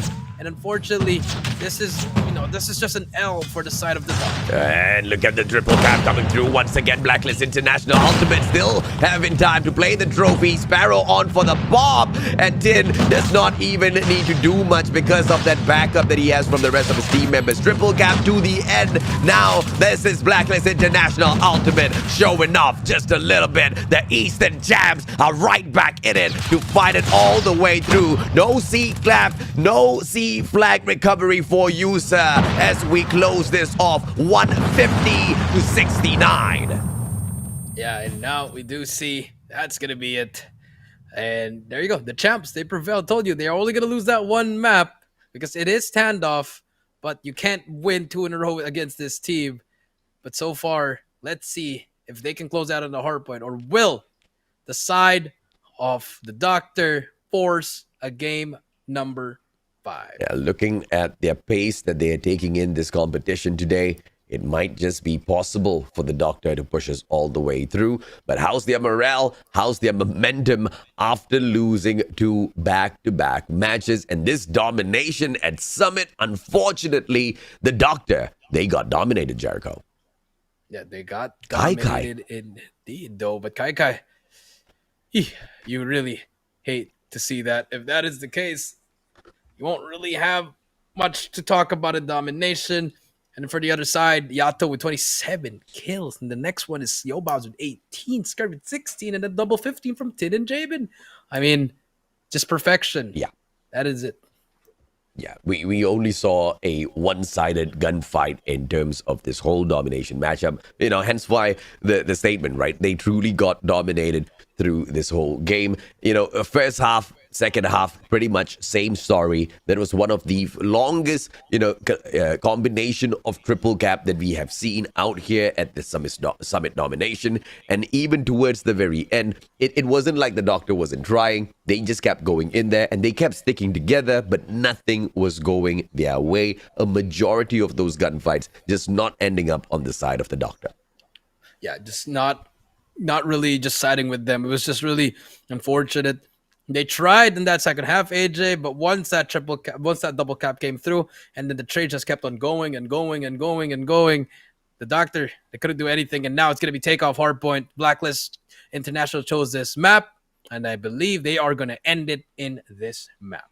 Yeah, let's see if or not that is possible. Takeoff Hardpoint is most definitely one of the speciality of Blacklist International.Ultimate, but the Doctor, if there's anything that they stand for in here today, that is to surprise everyone. And they've been able to take the fight up against the Eastern champions at that standoff hardpoint. They just need to do it yet again. Smooth on the rotations, early on the takeover for P3, early on the setup for the spawns at P3 more importantly, and even if they do lose the spawns at P3, they must fight their way right back through and look for the spawn instead of the hard point, because with the spawn of P3, that's how you go in there for the continuation at P4. At the very least, they just need to find these breaks in some of the momentum Blacklist International.Ultimate will find at takeoff, because although Blacklist International.Ultimate is really good at takeoff, they're not invincible there, Jericho. They're not invincible indeed. But then again, Eastern champs, they have that champion buff. And, you know, the Doctor, that momentum is slowly riding off now, AJ. And now we do see their flaws. But here we go. Is this the final game of the day number 8, AJ, or will we see a game number 5? Well, it is all in the hands of the Eastern champions. Are they going to drop one of their best maps, one of their best games against the Doctor? Initial points go to Blacklist International.Ultimate. Pika, Kai getting themselves up onto the kill feed. Pika, CBR, right under scaffolding, trying to spot a player out, nobody else there. The power positions now all to the side of the Doctor, but they fail in their gunfights. Yeah, they fail in their gunfights immediately, and Blacklist, they hop on it immediately. Trying to get some kills as well. Yato gonna get 1. Trying to get two in a row. 3 go down for the side of the Doctor. And so far, things are not looking good for the side of the Doctor. I know it's only the beginning, but the Blacklist International.Ultimate, they are setting the tone right. They want to end it now. So far, contest comes through. No points yet. They try to hop on it. They finally get on it. But just for 1 second, AJ, Blacklist, they are gonna slowly just get so many kills, AJ, and get that scrap time. Within this first hard point in itself, Blacklist International.Ultimate has already forced the Doctor to spawn all over the map. They have essentially spawned at generators, at gas tank, at the launch center as well. You name it, they keep losing every single gunfight at that first hard point. Early rotations coming through from Blacklist. They will bring out the bread as well, courtesy of Yato. Pika shut down, and Blacklist International.Ultimate on a run here at P2. On a run indeed, and Yato already has that sentry gun, but Pika throws in that thumper to take him out. They finally get some time here, but it doesn't matter because the sentry gun is still alive, and he actually doesn't destroy it. He ends up running towards it, and And now we do see Blacklist International.Ultimate. They get the time. And now 41 to 11. Here comes more players for the side of the Doctor. They're going to try to break it from the back and from the front. So a pitch should come through. But Tin is there to shut them down one by one. Gets another player. And here we go. The Doctor just struggling to even contest. Finally contested by Kai. He does get one. Gets two in a row. But the Sentry Gun's still alive. And it doesn't matter. Jamin is there for the trade. 56 to 14. Scrap time goes to the side of the Doctor. So look at that number 2 Tin already in that P3. Yeah, Kai doing what a anchor should do, going in there, getting the spawns out for the Doctor, and this is a good play from Doctor's side. And yes, they are going to be able to start off Aurora Lodge on that hard point in a couple of seconds as well, but the spawns of Blacklist International.Ultimate near, and you know the mechanical capabilities of these players. They just need to start winning these gunfights early on, but Zen brings out the Sparrow. Kai takes himself out of the equation. Yato now needs to make a play. Zen still alive with the Sparrow. Will be able to keep it on the side of the Doctor, but they're letting go of the spawn. And as I say that, Sphere jumps right back out there to make sure it is still on the side of the Doctor. Yes, on the side of the Doctor, indeed. They do get that final, those 30 seconds, huge seconds. But Yato is such a huge flanker. If he can actually make a play here with that Sparrow, he hasn't cleared it yet, but finally he's going to push through. Here we go. Here comes Yato, but it doesn't matter. Gary takes him out, and now we do see the side of the Doctors, but they managed to lose that hill in the last 50 seconds, but the damage has been done because they at least get closer to that score. Kai trying to make a play on his own as well. He's going to get taken down, but the rotation should come through, but Yato's going to cut him off one by one. B4 gunfight, that 1v1 in that hill is going to be very, very important. Yato trying to win that gunfight, they eventually win it, and now Black International.Ultimate, they get that P4. Yeah, you have to love it, man. The Doctor really playing takeoff hardpoint to the T with the spawns especially, but unfortunately for them, towards the very last second, they lose the spawns at generators, and now the momentum on the side of Blacklist International.Ultimate, they need to pull a long flank. At this position, the players cannot continuously attack this one point of entry into this hardpoint, and if that overextension does not come through, the Doctor, they're gonna fall back way too far, Jericho. Yeah, they're gonna fall way too far here, but Pika trying to make a play on his own. He gets 3 in a row. Make that 4. No, unfortunately, the spawns are in the favor of Blacklist. They get this whole hill. That's how you play that B4. Yeah. Just trades on trades, and Yato gonna go in for himself, but 4 players contest him, and here we go. Pika trying to make a play, but Scourge takes him out. And now nearing match point, Scourge trying to make a play as well on his own to the back end. Trade to go. And you see them just being super, super aggressive because they know they have that lead. Just need a little bit more time. They get that whole 60 in that P4. Cluster Striker ready. And 25 more points. The Pred comes through. He gets one. Scourge making huge plays for the team of Blacklist. Yeah, and this might just all be over. Here comes the cluster as well. A little misplaced, but it doesn't really matter because he's still going to be able to bag the majority as the points get picked up by the rest of his players. And the objective now on for the play for Blacklist International.Ultimate. The final run, the Doctor. I don't believe this is still possible, but they're still going in there, throwing their heads in, trying to win their gunfights, but no challenge onto the hard point. Unfortunately, Gary has to back away from the hard point. He waits for that backup, but to no avail. The rest of the players a little too late, and Blacklist International.Ultimate, 10 more points for finishing this off. And 10 more, 5 more points. Can anyone contest? Finally breaks the hill, but it doesn't matter. They're gonna hop on it. 4, 3, 2, and not yet over, but about to hop on it. Can they do it? Yes, they do. 150 to 57. The Doctors, they won that game 1, super hype, but the momentum weared off. Blacks International.Ultimate, they win 3 straight, and that's going to be it. Blacks International.Ultimate 6-0 in this group stage. Oh yeah, absolutely, man. I mean, what a play initially by the Doctor. I think Yobab's held out a message to the rest of the viewers to explain one of those rounds that they couldn't pick up. But you know, it doesn't really matter, right? Because at the end of the day, Blacklist International.Ultimate as well as C8 Legacy, this was already decided even before the series that they make it through to the playoffs. But valiant effort by the Doctor for sure, Jericho. Yeah, valiant effort indeed. They just put on a show in that last series. They bring it home. They got that first win. I mean, other than that, they did well. But, you know, against the Eastern champs, it's not going to match. And you need to try to do something else after that first game.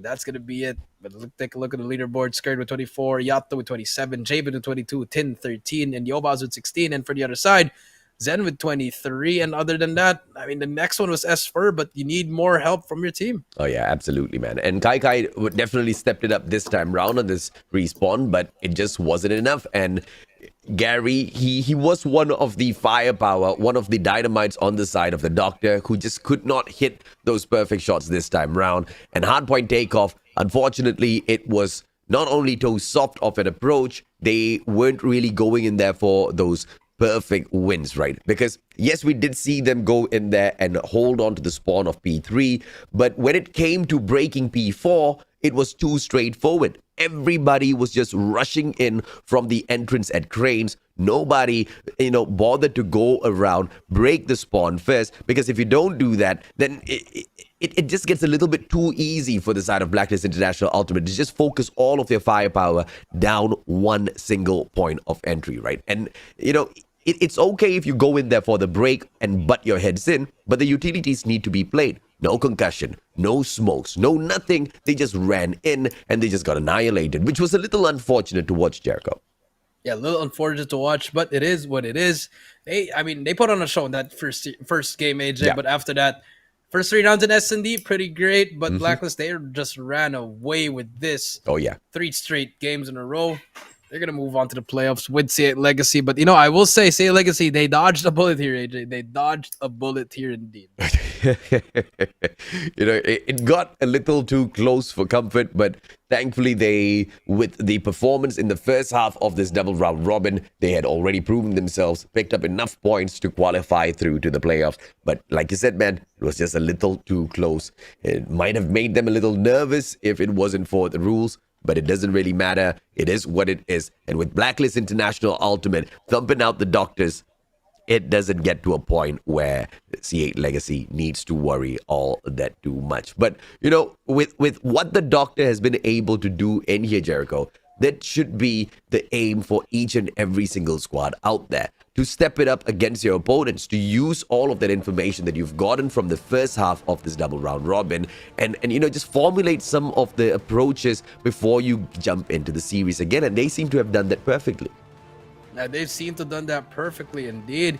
They were just really pumping everything left and right. But this first game right here, if you just go back, this was the player here, Zen, with 5 kills in a row in that P4. He broke the hill on his own, took down 3 more, and just never ran away. Just huge kills coming through in this P2. Yeah. Just greatness from all the players of both teams, actually. But, the biggest one was just Gary budging in his head with that Sparrow. Perfect timing of it.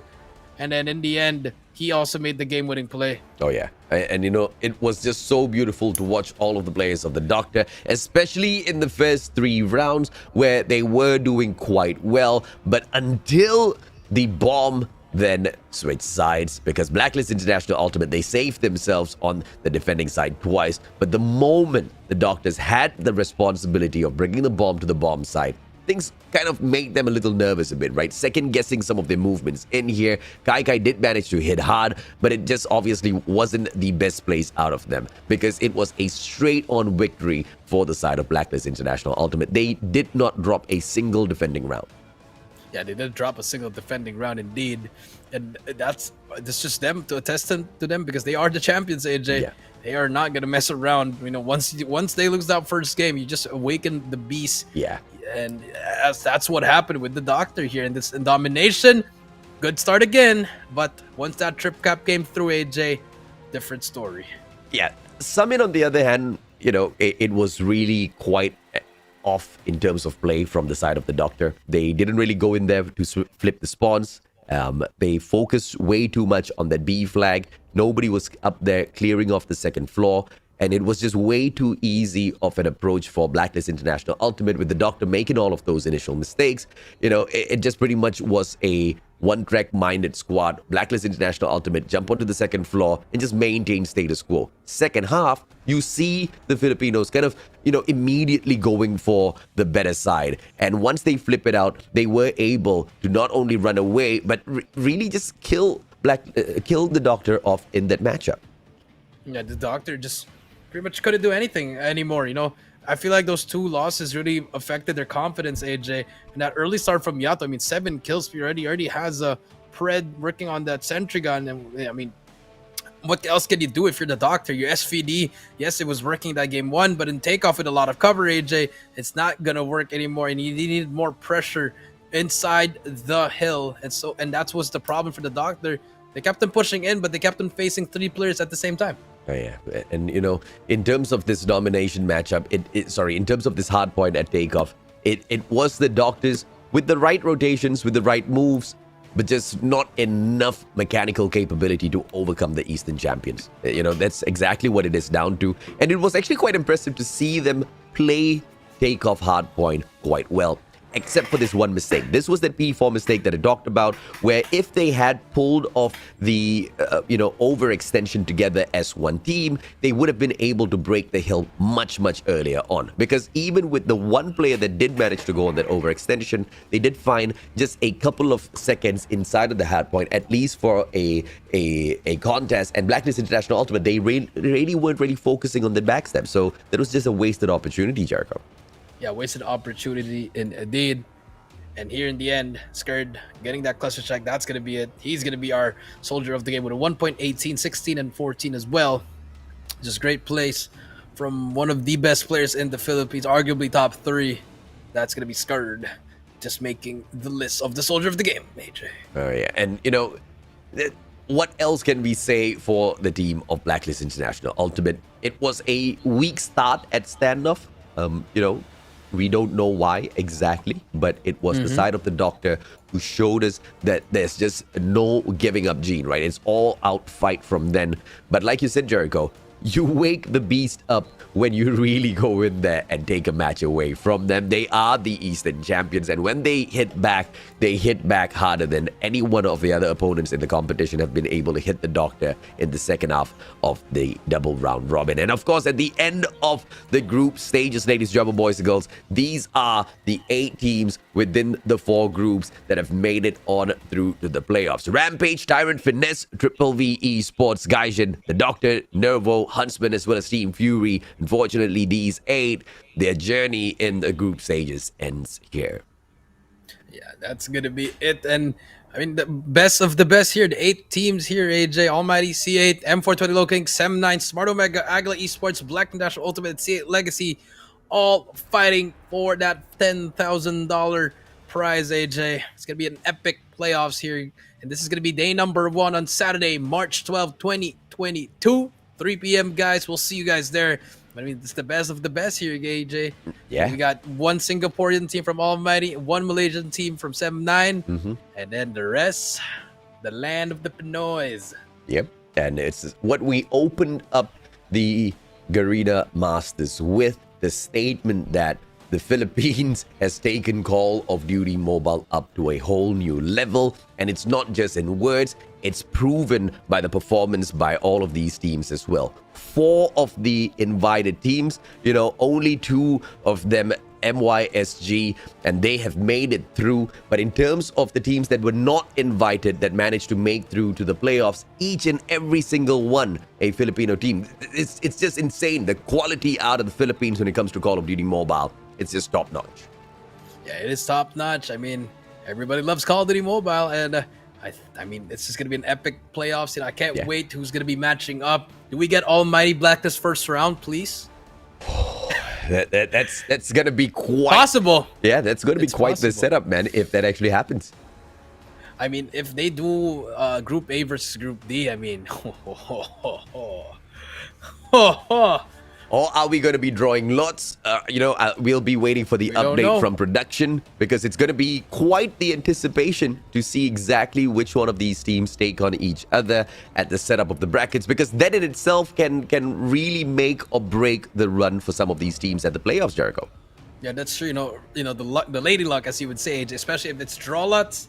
I mean, that's just scary, and that's very unfortunate. I mean, I can say for Gaijin and VVV, they didn't get that luck, because that Group C, it wasn't in them. But with that being said, AJ, I am VV Jericho. He is Mustachio AJ. We'll see you guys in the playoffs. We're signing out.